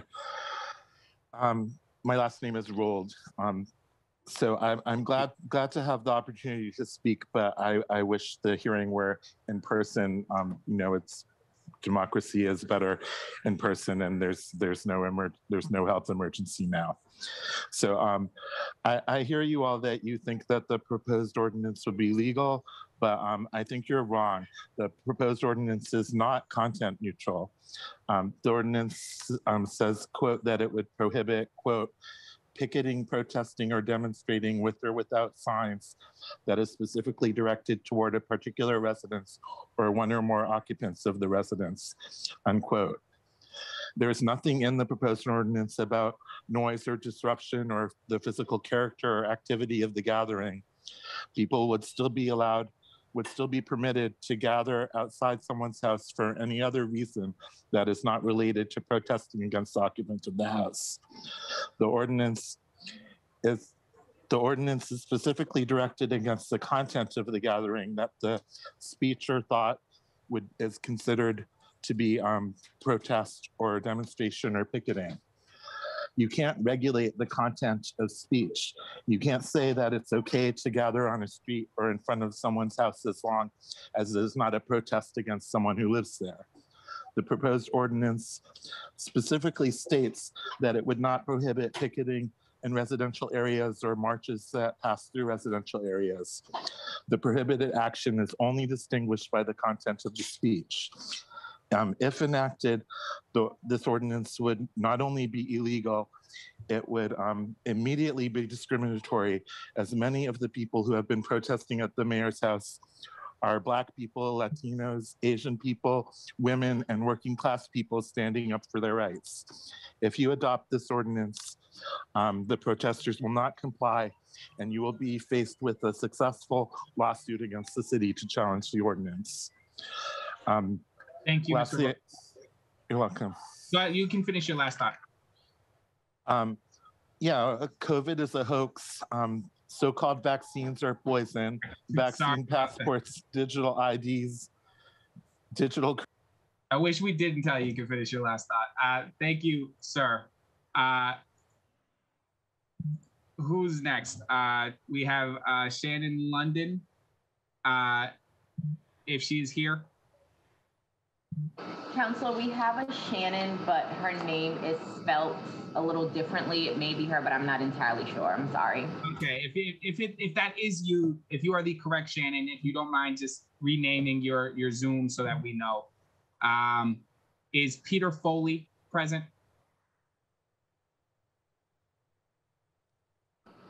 He is not. Okay. Is Anna Lindgren present?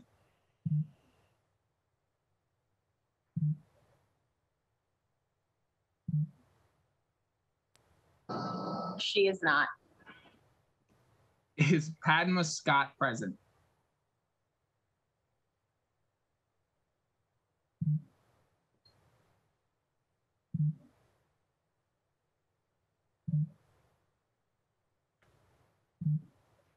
Padma, I see that we've brought you into the chat.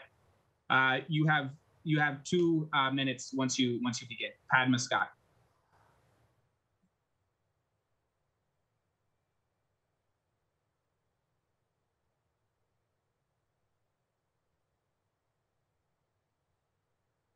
I see that we have elevated you to panelist, Padma. If you can unmute if you are there.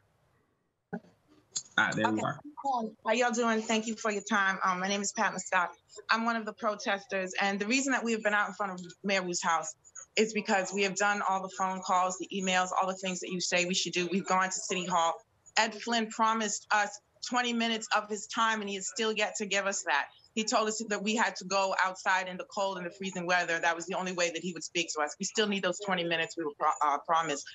This ordinance is unconstitutional. It is infringing on our First Amendment rights, okay? We are regular people. I am a mother. I have a son in Boston Public Schools. Most of us are mothers and fathers. We are not threatening people. There are every day, daily, about 16 cops out in front. If we had actually threatened the mayor, we would have been arrested. So please stop lying about us. Please stop calling us racist. Mayor Flynn, Ed Flynn also suggested using a stay-away order against us, which would further criminalize us. We are already marginalized people. I'm African-American and I'm a woman and I'm marginalized. I'm also did not get the experimental COVID shot, so I'm also being marginalized as an unvaccinated person. The mayor does not have a right to do this. She is a public servant. She needs to answer to we the people. It's retaliatory because this ordinance is directed specifically at us. Why have we been doing it at 7 a.m.? Because some of us who have not been fired, we still have jobs. We have to feed our families as well. So we have to be there early before she leaves to work. Okay? We are sorry about the neighbors. This is not directed at them. If she would have answered us, we would not have to be there. Okay? You do not get to decide when we get to exercise our First Amendment rights. We need to be heard. She doesn't listen to us. She will not speak to us. We will not be oppressed. We, the people, pay all of your salaries. All of you city councilors are public servants. You answer to us. And when are you going to end this emergency? Why is it that the children of Boston Public Schools are still being forced to wear masks when you all do not wear masks at your parties? It is disgusting. We stand for the children of Boston. We stand for children. Unmask the children. When are you going to do it? When you need to lift all COVID-19 restrictions? You know that it's a fraud because you don't follow it. How dare you? I have the right to be angry. We have the moral authority and we have the legal authority. And you can try to pass whatever unconstitutional stuff you want, but you're just storing up more wrath. Thank you, Padma. We appreciate you.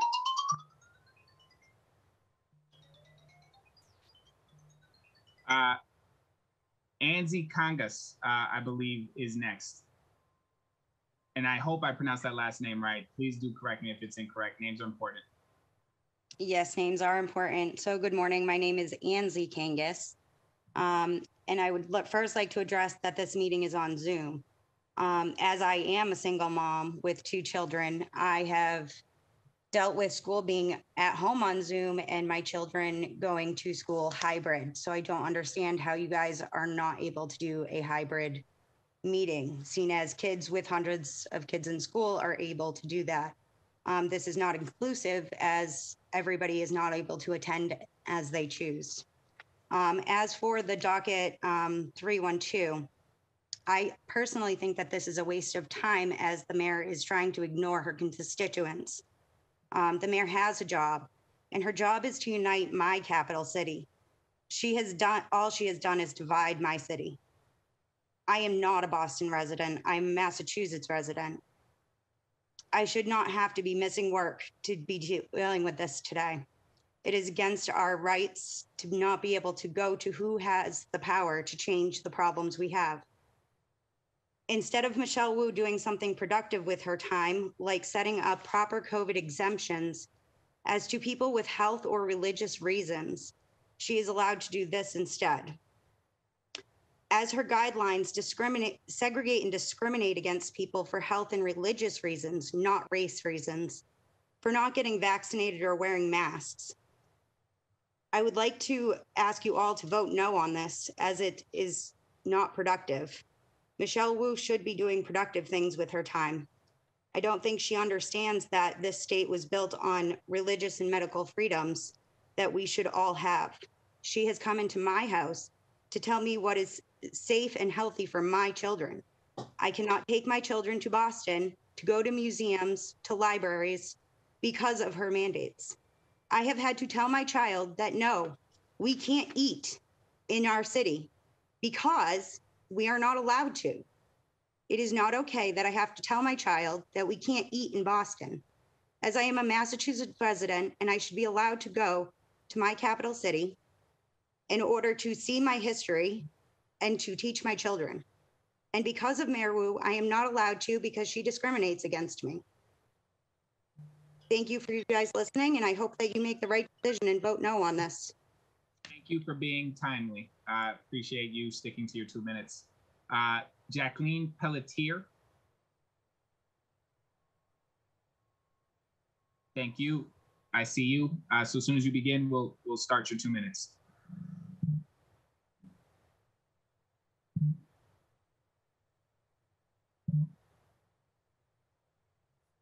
I think you're muted. I'm sorry. If you can unmute, and then your time has not started till you begin. Okay, thank you. Hi. There you go.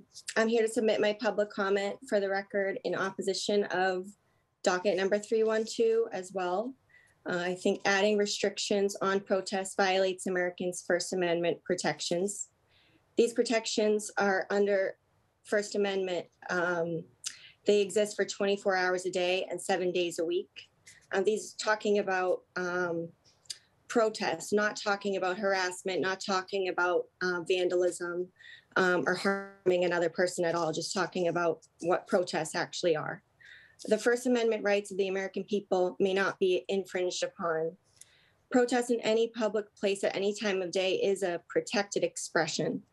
The Boston City Council members and Mayor Wu took an oath to uphold and support the Constitution. And I'm reminding you all that the addition of an overbroad statute would be a violation of that oath. The mayor's letter calling for this meeting was evasive, in my opinion, and government buildings have been closed. Public servants work from home when they do work, and that's why certain residences have been the target of these protests. Our own state house in Massachusetts was closed longer than any other state house in the country. And we, the people, we're unable to tolerate any more limitation of our rights. Thank you for keeping that in mind today. I also hope that you can vote no, and thank you for your time. Thank you, Ms. Pelletier, and thank you. I mean,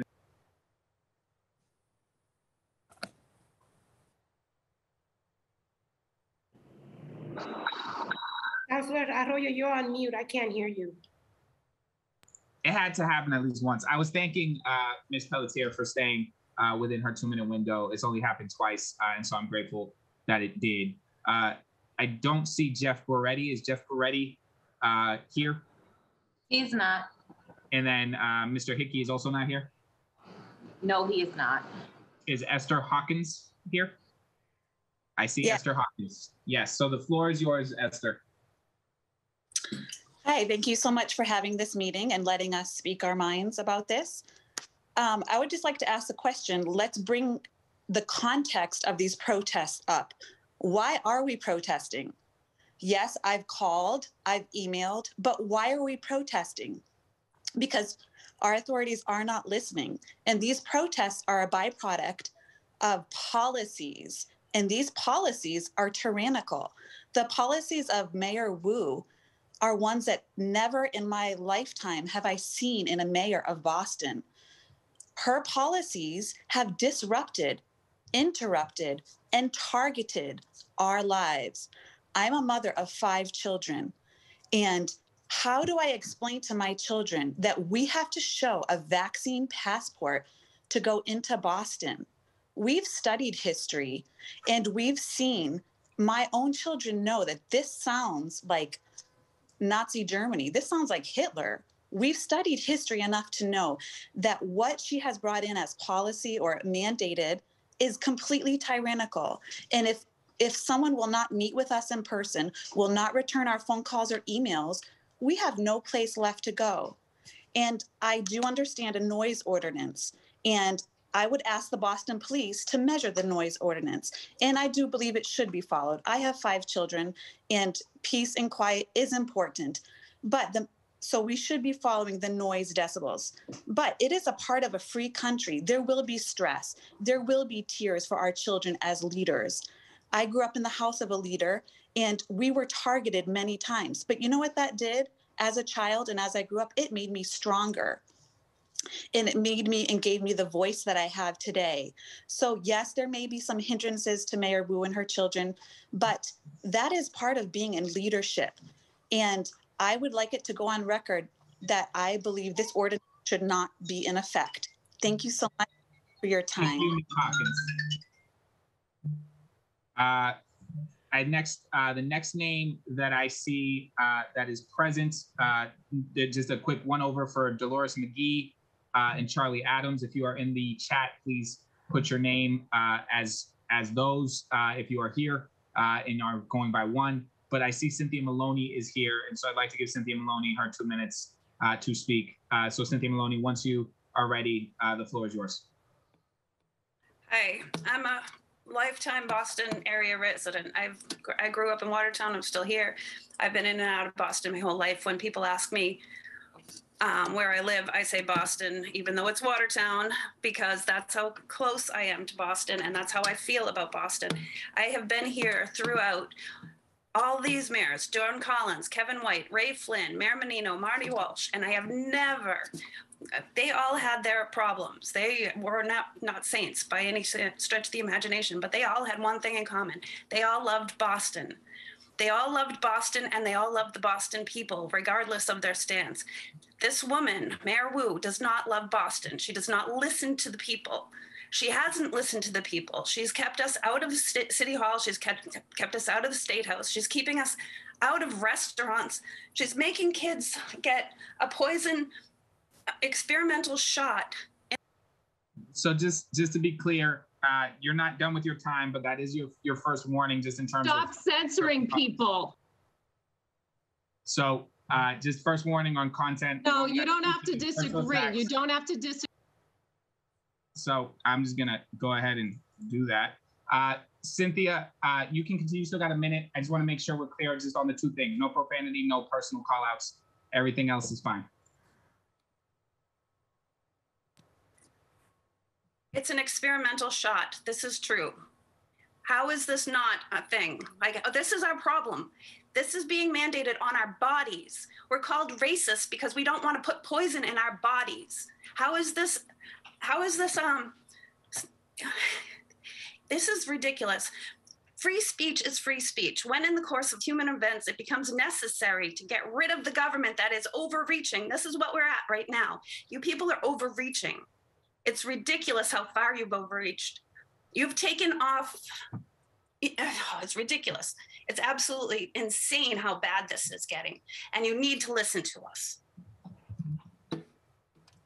Thank you, Cynthia. Councilor Arroyo, I have a quick question for you as the chair. Do you mind? Yes, what is the question? The floor is now yours. Thank you, Councilor Arroyo. So I'm under the understanding that this particular public testimony is in regards to specifically the ordinance that's at hand, right? So I'm listening in to folks talking about their opposition to the ordinance.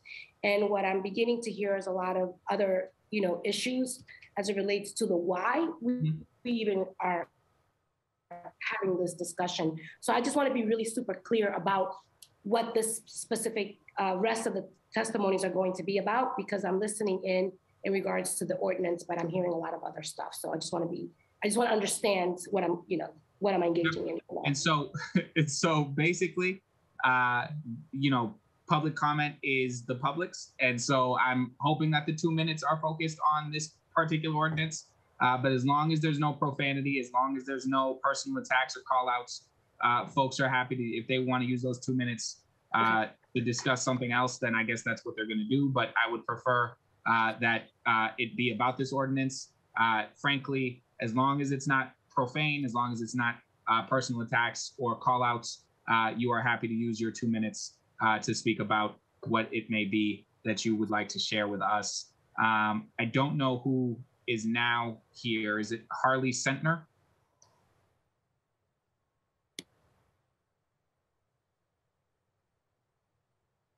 Hi, yes. Yes, Harley, the floor is yours. Okay, hi, thank you.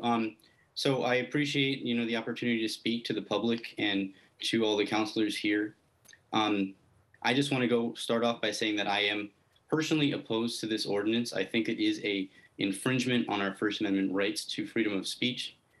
I also heard some statements by the counselors that I wanted to correct in that some of the remarks were anti-Semitic or racist. And, as someone of Jewish background, I'm completely confused by this remark because it's completely not based on facts. I could never imagine that. And we're an incredibly diverse amount of people. And we're not united necessarily by skin color or ethnic background, but appreciation for freedom and civil rights. And that's where we're at right now. And I just want to say in brief that the reason that people are out there protesting for this is because they have not been able to express themselves and have the leadership, the civil leadership in the city, hear them out truly. So that's where they're from. That's where they're coming from. And they need to have their voices heard, and they're not threatening anyone. There's no evidence for that. And no, I'm going to oppose this ordinance, and I would hope that you consider that. Thank you. Thank you, Mr. Harley, for your time and for sticking on time. Thank you for that. That is a model of what we're seeking, is just public comment, clear, to the point. Who is next that we have in line? It should be, just trying to follow as we go through. Lots of folks signed up. Not all of them are here, for folks that are trying to figure out what's happening now. Is Kate Tisdale here? Yes, I am. Thank you. Thank you. The floor is yours. Thank you. I also would like to say I wish this hearing was in person and not on Zoom, and I'm addressing my testimony to Mayor Wu along with the city councilors. My name is Kate Tisdale. As a taxpaying resident of Boston, I am extremely alarmed at your authoritarian and self-serving impulse to restrict the freedom of speech of Bostonians. As you know, the First Amendment to our Constitution protects the freedom of speech and the right of the people to peaceably assemble and to petition the government for a redress of grievances. When you restrict people's God-given right to free speech, you strike at the central nervous system of the United States. This ordinance that you have sponsored is an attempt to limit people's free speech and expression for the convenience of your family. This is without precedent in Boston. We Bostonians have been some of the most compliant and highly COVID vaccinated residents in all of America. When you took office in November 2021, you rewarded the people who entrusted you with the privilege of serving as their mayor by punishing them with divisive and discriminatory mandates. Sadly, your mandates have resulted in devastating consequences to many of your constituents. I find it staggering that you are embroiled in a legal battle with our first responders, the very people who were heroes of the pandemic just months ago.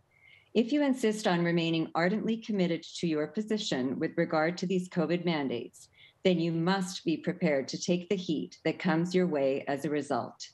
It is cowardly of you or any administration to limit hours of free speech simply because you find the speech to be inconvenient. Your mandates are grossly inconvenient and far more damaging to our children and families than the inconvenience of your being awakened at 7 in the morning. Instead of vilifying the people protesting, I recommend you model inclusive, empowering politics, your words, Mayor Wu, and sit down and listen to them. I strongly oppose the passing of this new ordinance. Thank you. Thank you, Kate. Now I'm gonna go down the list. We're gonna do this one at a time. Candace, Jessica Abu, is she here? I do not see her name, Mr. Chair, no. Denise Salas? No. Andrea Nardini? I do not see her, no. Margaret McKenna? No. I'm probably going to mispronounce this, so I apologize. Julie Ilias? Yes, I had just promoted her as panelist. Thank you. Julie, the floor is yours. Hello, I just want to say that this is a violation of our First Amendment rights, and if it goes through, we will sue. Enough is enough. You want a reasonable compromise, want to know why this is so different.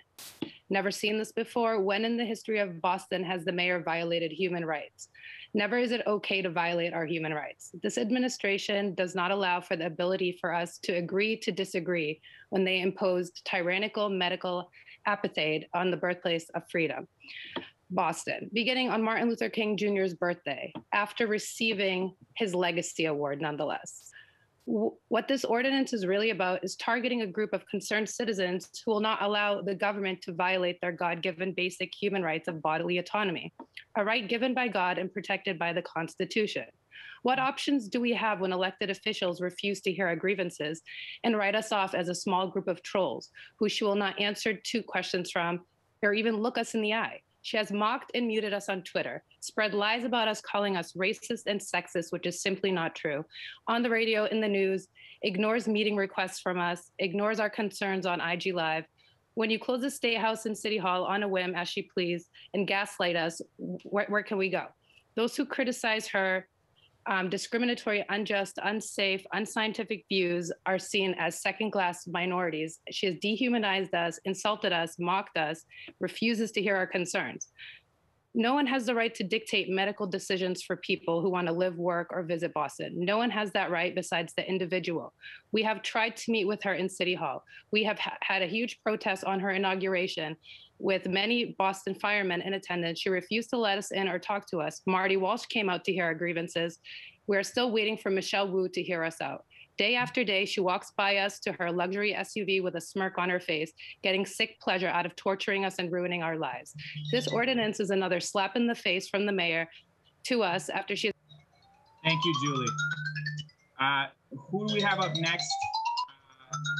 1 second, let me just reset that. All right. Who do we have next? Is Ms. Gonzalez here? No. And Candace, can we just bring them in when I call them, please? Yes. Is Beth Hoffman here? I see Beth Hoffman is here. I will start the clock when you are ready to begin. There we go. Oh, there's Sorry about that. If you want, we can come back to you. We're not going to. No, it's okay. For some reason, my audio keeps going back up. Oh, you're good now. You're good now. It's not. Yeah, I thought so. Thank you. This docket item is an attempt to compromise free speech. Haven't we all been awakened at 7 or 8 a.m. by utility workers? This seems to be cherry picking. It is an abuse of power to change aspects of an ordinance simply out of convenience for disagreeing with what protesters are objecting to, or even the strategic time of day they're choosing to protest. This would harm free speech and democracy. Interesting that the proposed ordinance only covers the time when Mayor Wu leaves for work or returns from work, and it masquerades as a concern for her neighbors. The protests are directed to Mayor Wu's actions and her decisions being made for citizens. Mayor Wu needs to hear and engage with the citizens' grievances.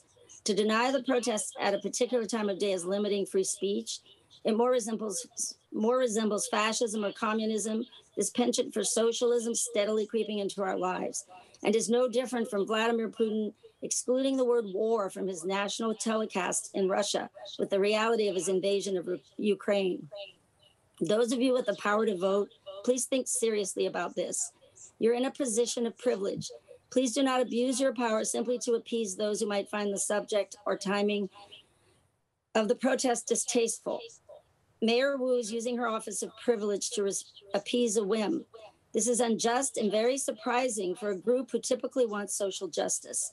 This is justice for some, but not justice for all, which is explicitly stated in our Pledge of Allegiance. To address the comment that this degree of protest hasn't been seen before, please consider what these protests are in opposition to. Their repetitive nature is essential as a response to Mayor Wu's actions, masking children, showing papers, etc. That is what this is about. These protesters are humanitarians to the core. Their protests have nothing to do with gender or color. Those who say this are missing the major point of the protests. Thank you. Thank you, Beth.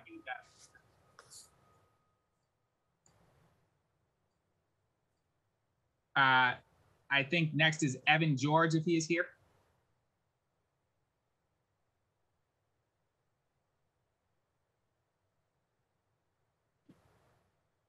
I see him here, so I think he's... Yeah, I see him here as well. And Candace, if you can make sure that we have just the panelists and the person who's speaking still on this screen.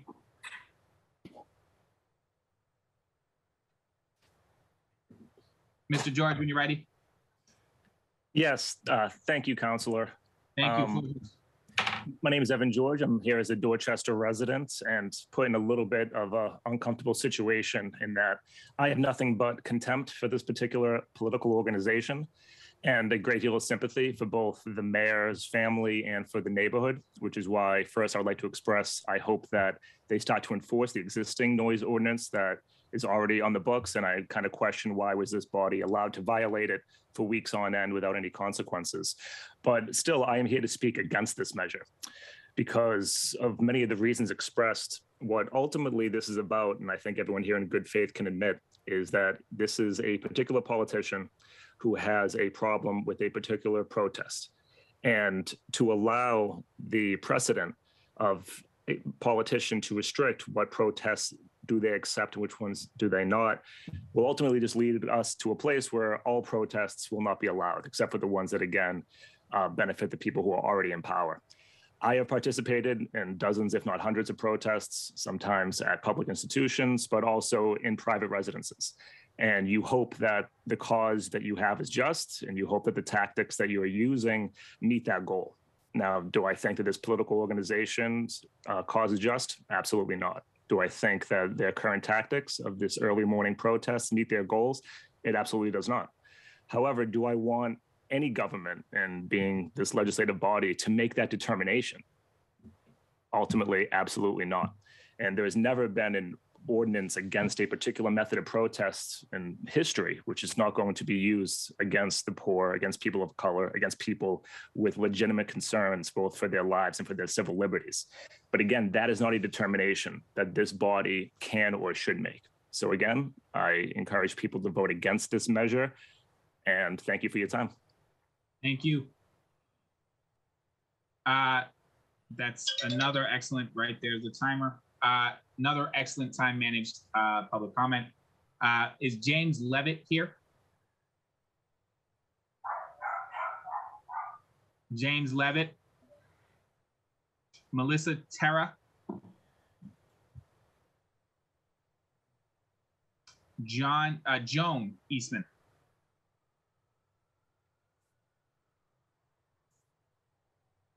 Carolyn Malloy. Robert Burke. Yes, I'm here. Joan Eastman is here. Yes, Joan. Thank you. So the floor is yours, Joan. Thank you very much. I would really urge the Boston City Council to oppose this ordinance. I have been listening with great interest, and I have to take exception to several things that have been presented here. Please take into account the purpose of these protests, which is to oppose government overreach. The answer to government overreach is not more government overreach, which is exactly what this ordinance is. I have very little sympathy for somebody who's claiming that she's being targeted. Has Sergeant Shana Cantone not been targeted for standing up for freedom, for standing up against unlawful mandates and restrictions in the city of Boston? President Flynn mentioned that he wondered what the cost is for law enforcement at these protests. I wonder what the cost is for this hearing about this ordinance, which is unlawful and custom tailored and extremely entitled and privileged on her behalf. No other mayor has taken actions as she is taking. We have never lived in times like these. This is kind of like the wild, wild west. Wouldn't time and money be better spent in an ordinance on how to bring the two sides together to discuss issues at hand? Why are people being denied their right? They get louder because they're not being heard, and silencing them further, limiting their ability to be heard, to express their position, is not a way to solve the problem. It adds to the problem.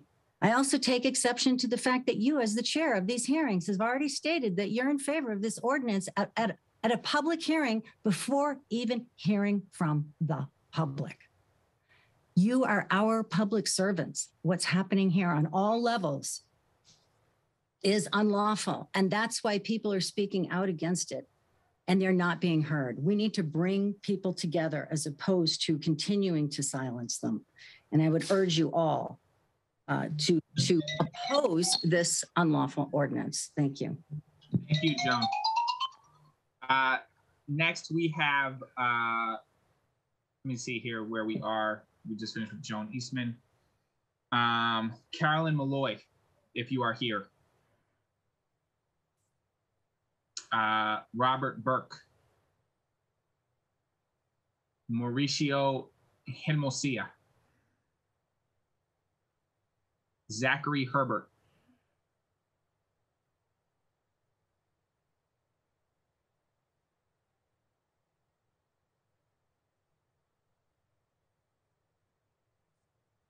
I see, actually, Candace, if you can promote Mauricio, I see him in the attendees list. Mr. Chair, he has been promoted. I think it just takes a second for them to unmute. Okay, so then we'll build in a pause there. And Councilor Arroyo, I also see Rob Burke has his hand up in the attendees list. Yeah, I believe you called his name. Yeah, so we'll do them one at a time. Mauricio comes before Rob, because I think they've already popped them in to the groups to talk.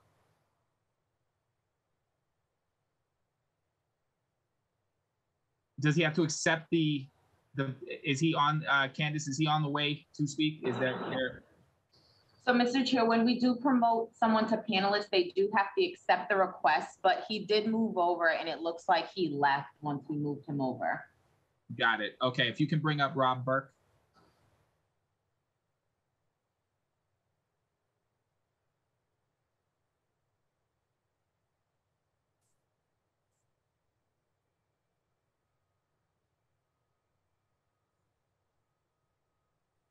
Mr. Burke has been promoted. Thank you. Mr. Burke, the floor is yours when you are ready to begin.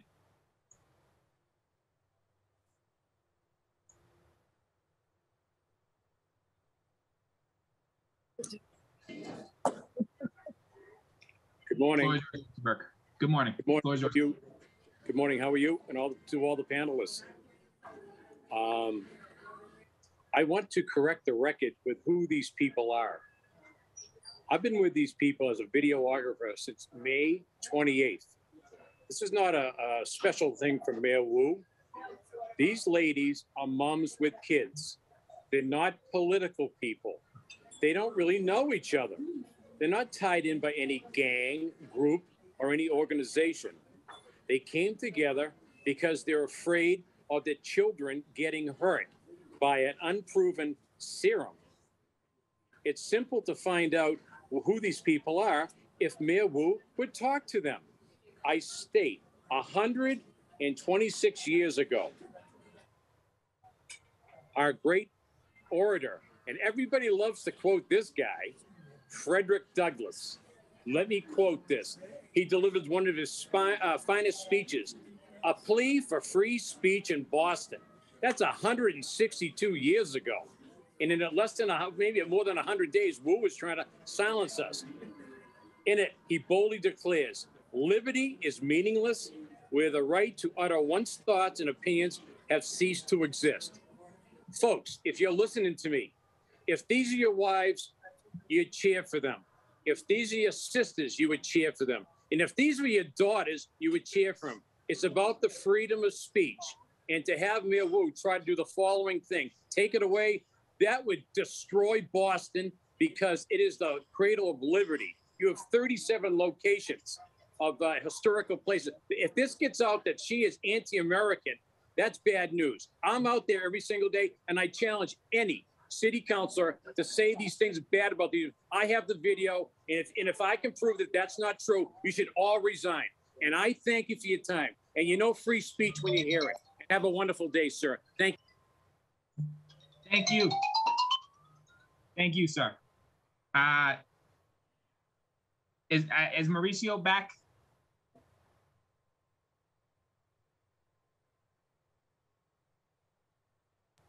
Mr. Chair, I have just promoted him to panelist. Thank you.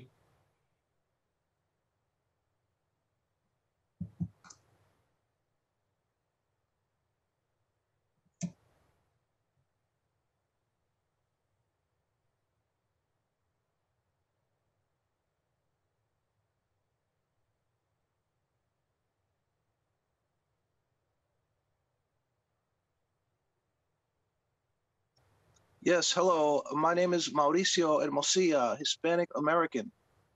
I would like to let you know I'm good, Ricardo. Please listen to my concerns. I think that it's a very underhanded tactic to label my freedom-loving friends as racist. I know many of these people, and their intentions are all about freedom, about protecting the freedom of this country. So the reason there is urgency in my voice and in my freedom-loving patriots is because we're being relegated. We're being marginalized.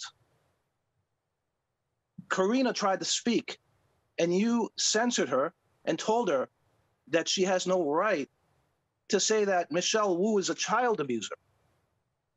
She wasn't even really finished talking, and you cut her off. Yeah, 2 minutes, but do you see the urgency of what I'm trying to say?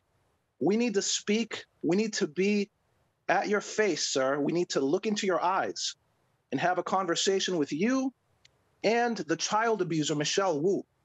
So as a Hispanic, I take great offense.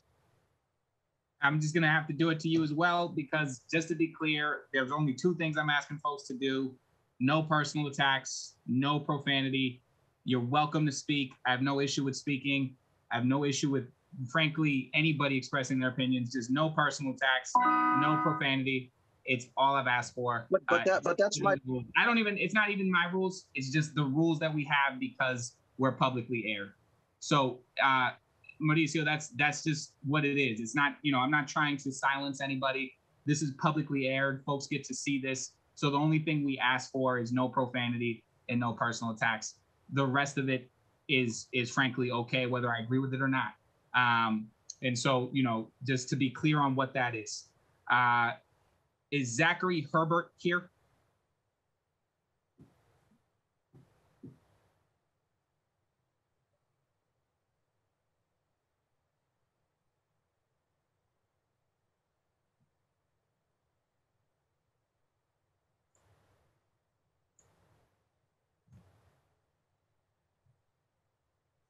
Is Stephanie Quirk here? Stephanie Quirk is here. Perfect. Stephanie, you have 2 minutes. Thank you. Thank you. So I just want to state for the record again that I am opposed to this ordinance. Obviously, Mayor Wu is the one who has filed for this ordinance, and it's unfortunate that I think she's filed it because she apparently doesn't want to face her constituents. She's refused to engage or speak with constituents, like Shannon Tone repeatedly. She's sort of avoided them and just refuses to engage. So at some point, constituents have to figure out how to make their voices heard. I personally have been at the State House for more than 2 years, pretty consistently. So anytime that there's some sort of ordinance being proposed to where there's a limitation on when or where free speech can happen, I mean, that has to be sort of a signal for this isn't right. We need to look at this. There can't be limitations on it. Based on our Constitution, there's no ordinance that could potentially be put into place that would be lawful, that would allow this. There's no reason why Mayor Wu should be ignoring constituents. She should be talking with them. And apparently this is the only way that, constituents can get through to her. So I just want to say that I do appreciate some of the counselors' comments about, this ordinance. It's not content or group neutral. It's really targeted, and constituents cannot be targeted with ordinances like this. That's absolutely unlawful. And certainly I would hope that there would be a lawsuit coming if this did pass through. But I would urge all the counselors to really look at this and see how it negatively affects the public. Our voices need to be heard. We can't be shut out of the State House, and we can't be ignored on the streets either when we're shut out of the State House. So I would urge you to vote no. Thank you. Thank you, Stephanie. And just so I can check really quickly, just to make sure we're still on live streaming. I saw that there was a complaint a little bit ago that the live stream might have cut out. I just want confirmation that the live stream is still going.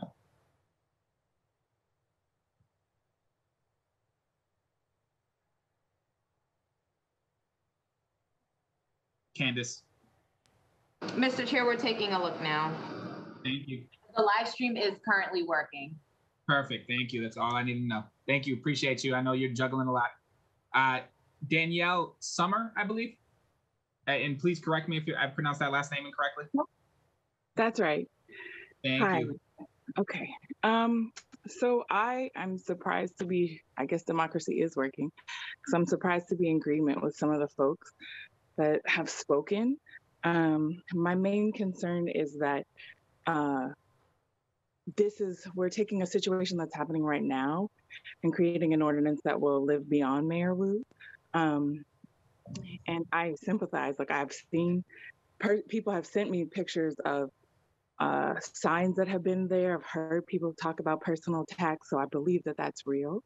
But I am concerned that Black and brown protesters who use protest to voice their issues will also be targeted, and it won't be fair. I'm concerned that the noise ordinances haven't been used yet, and that seems like a potential effective measure to address what's happening right now. I certainly am somebody who has used protest. I believe in the First Amendment, and so I would strongly suggest that this be looked at much more carefully. And in its current state, it just feels very broad. I could be wrong, but it looks like even like if you're out there holding signs, you could probably be targeted with the ordinance. So, and if that's the case, I would definitely want it to be not voted for, be voted down. And that can be the end of my comment. Thank you. Thank you, Ms. Summer.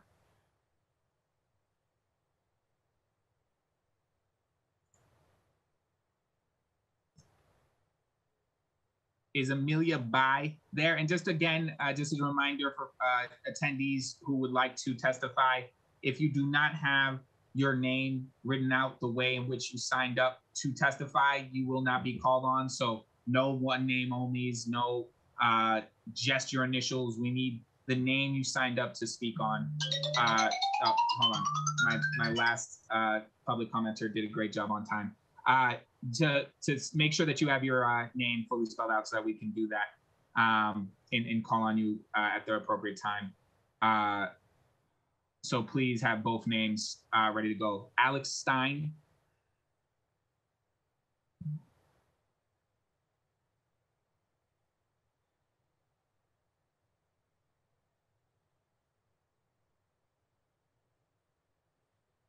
Guys, so let me Instagram. It's my Instagram friend.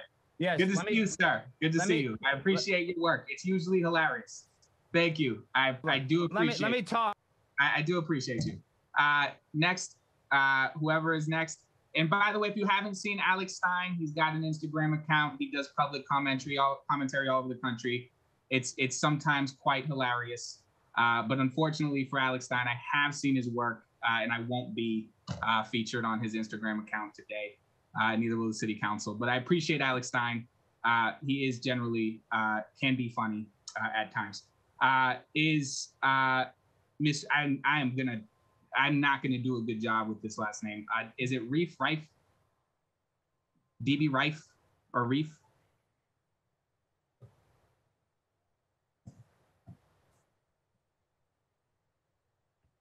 Yes, it's Reif.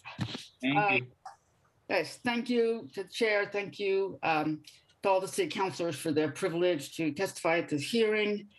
I just want to put a headline out, and it's this: I believe in public protest. I protested against the Vietnam War. I protested against the building of a nuclear power plant, which we lost. I protested when Mayor Menino wanted to close the Fano Library, and we won. So that's my stance. Fast forward to today. About 8 years ago, I had a catastrophic accident and have had 8 surgeries since. Actually, I want to put on my video, sorry.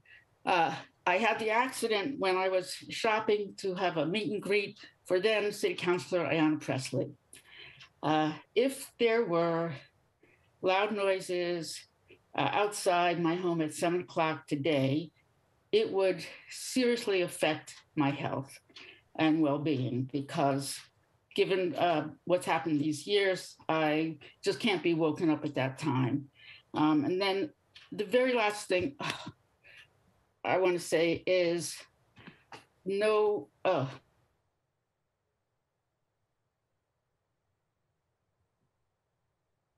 I think she's suffering from a bad connection. We can try and bring her back so that she can say whatever it was she was trying to say. I see Kevin Mackey is here.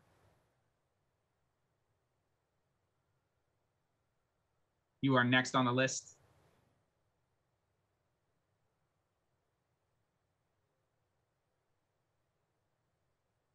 Kevin Mackey.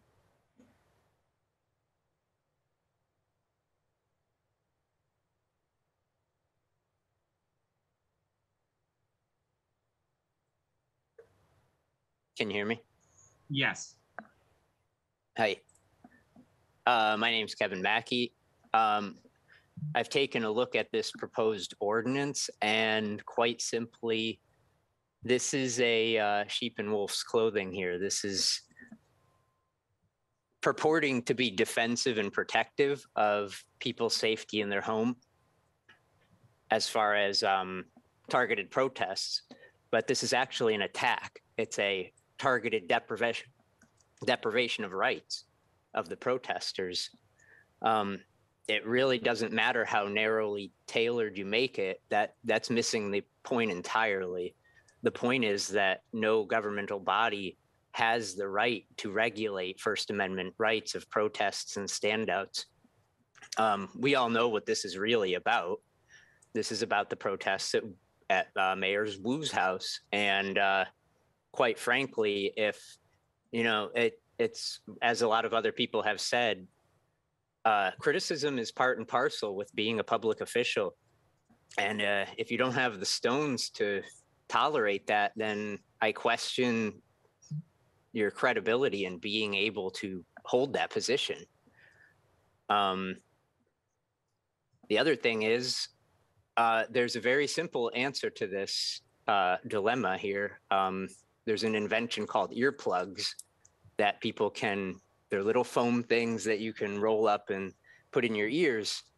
And that's the adult way to handle it, and not trying to pass legislation that robs people of their rights.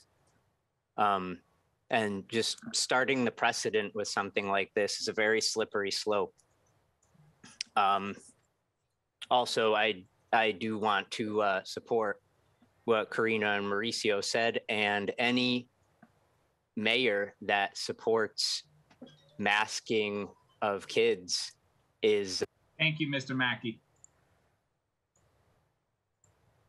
I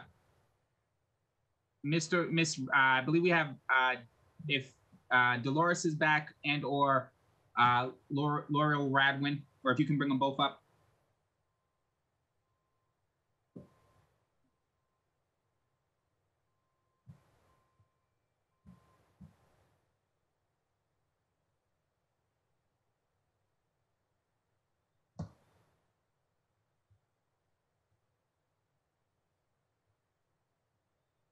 Hello. Hi, Hi. Dolores McGee. Hi there. Good afternoon. I would like to begin my testimony by professing my faith in Jesus Christ and by asking him to bless my words and all who hear them. Before I offer my position on Mayor Wu's proposed ordinance regarding targeted residential picketing, I would like to say that this hearing should absolutely be held in person. There is no emergency preventing us from doing so, which makes the already easily exploitable provision even more transparently misused against the very people it purports to protect. There are many ways in which virtual hearings restrict full participation and even violate citizens' right to free speech. We've seen evidence of this morning already. From glitchy technology to restrictive participant limits and muting, virtual meetings will never offer the freedom of expression that in-person meetings do. True democracy is often organic and dependent upon the interaction among people, sharing physical space, seeing each other in their fullness, and engaging in the innately intangible elements of humanity that screens will never replicate. As with virtual hearings, Mayor Wu's proposed ordinance regarding targeted residential picketing is restrictive to free speech and violates citizens' First Amendment right. Mayor Wu is a public figure, which subjects her to the lawfully expressed opinions and voices of the public. The mere proposal of this ordinance reveals an abuse of power on Mayor Wu's part. It is exceedingly and transparently self-serving. There will always be emotional and subjective angles one can cite to justify such restrictions: neighbors, veterans, children, etc. However, at the end of the day, Americans' right to free speech must be protected at all costs. Attempting to justify these restrictions as quote unquote reasonable is entirely subjective and can too easily be used to suppress and silence individuals and or groups of citizens. Please consider the dangerous, long-lasting implications of that possibility. I would like to, and just a reminder for folks, if you have more to say than your 2 minutes allows, please do email it and we will put it on the record. Thank you for everybody who's being patient with their chance to share. I'm trying to make sure we stick to 2 minutes so that we can get through everybody. There's still a considerably long list of folks waiting to speak. Lori Radwin. I'm here. Can you hear me? Yes, thank you. Hi, good morning, good afternoon. Thank you, Councilor Arroyo and the other councilors for being here. I also want to thank Christine O'Donnell and Candace Morales. This must be quite the day at work for them. I want to respond to a previous testimony about decibels. The neighbors have decibel meters, and in fact, the noise ordinance is being violated. And people called 311 a number of times. I was a little surprised by the report of the number of calls. We were also instructed at a community meeting to call the police and let them know about the complaint of the noise. So their count of the calls would be particularly informative. there is a noise ordinance, and if it were equally implemented, I wonder about the necessity of this ordinance. And so I'm going to press for an equal enforcement of the noise ordinance for anybody who is making that kind of noise. And that is the end of my testimony. Thank you. Thank you, Ms. Radwin.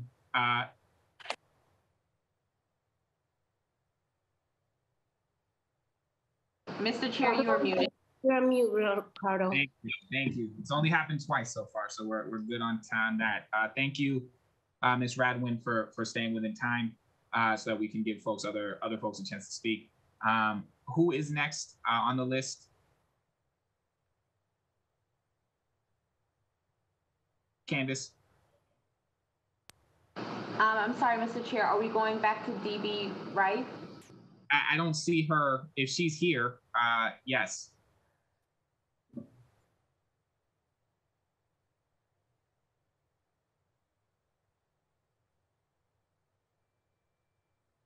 It looks like we're just waiting for her to accept our promotion.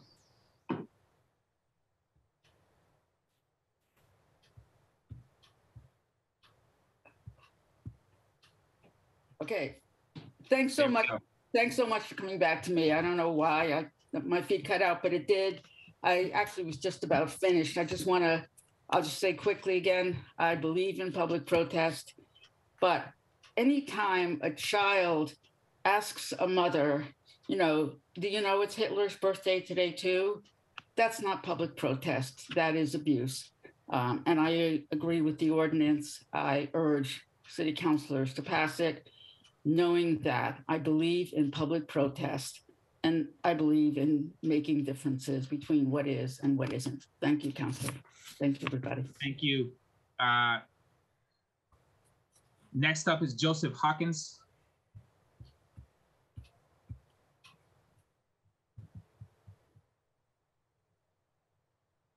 I'm here. Thank you, Mr. Hawkins. So the floor is yours. Thank you, sir. I appreciate it greatly. I thank everyone for their time and energy they're putting into this. I just want to hit on a couple things because I think it's very detrimental to what everyone's saying here.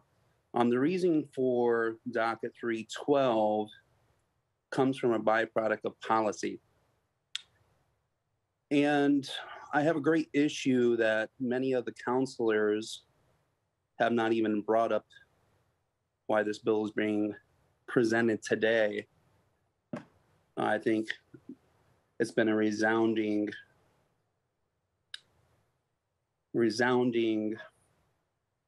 conversation today from many in the community that there's an issue for all this. And to say that promoting this would, well, let me just start here. My first thought would be, if there is a sound problem, start enforcing it. There's no reason for this. Let's use some common sense and logically think about this. If there's a sound problem, enforce it. Taking away or limiting the free exercise of protest, that's always a problem. Any freedom you take away is a freedom we won't get back. And that's true. We've seen it time and time and again. So we have evidence on our side. So to try to take more freedom away from the people is going to be very detrimental. And everyone that's listening and in tune with this, they're going to remember who voted for what. They're going to be mindful. And if you think this won't come back to the council at some point, it's going to. It truly will. So it all comes around. You reap what you sow. I'm in leadership. And when you're in leadership, you're open to, and I'll be really quick with this. Yeah, you're in leadership, you have to be open for criticism. And if you can't take the criticism, you shouldn't be in leadership. And so let me encourage you, just keep everything in context, take criticism, talk with the people, and maybe talking with the people would alleviate the problem. Thank you. Thank you, Mr. Hawkins. It looks like up next is Diana Ploss.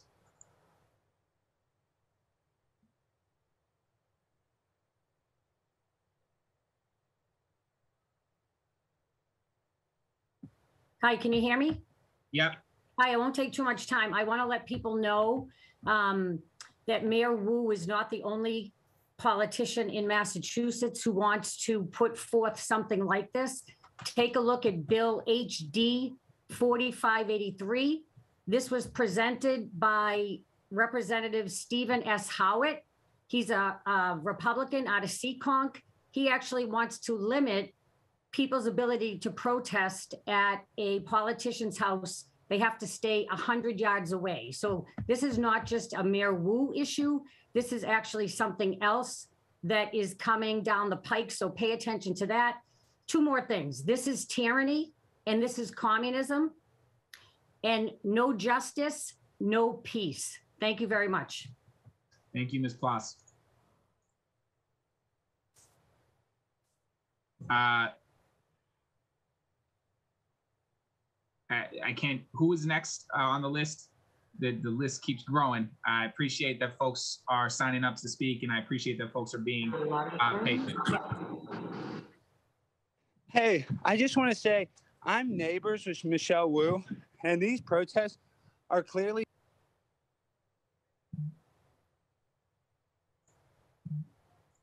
I would ask central staff not to bring folks in until they're called. Thank you.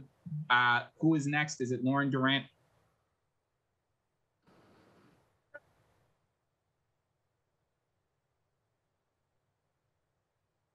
Is it Primo Stone?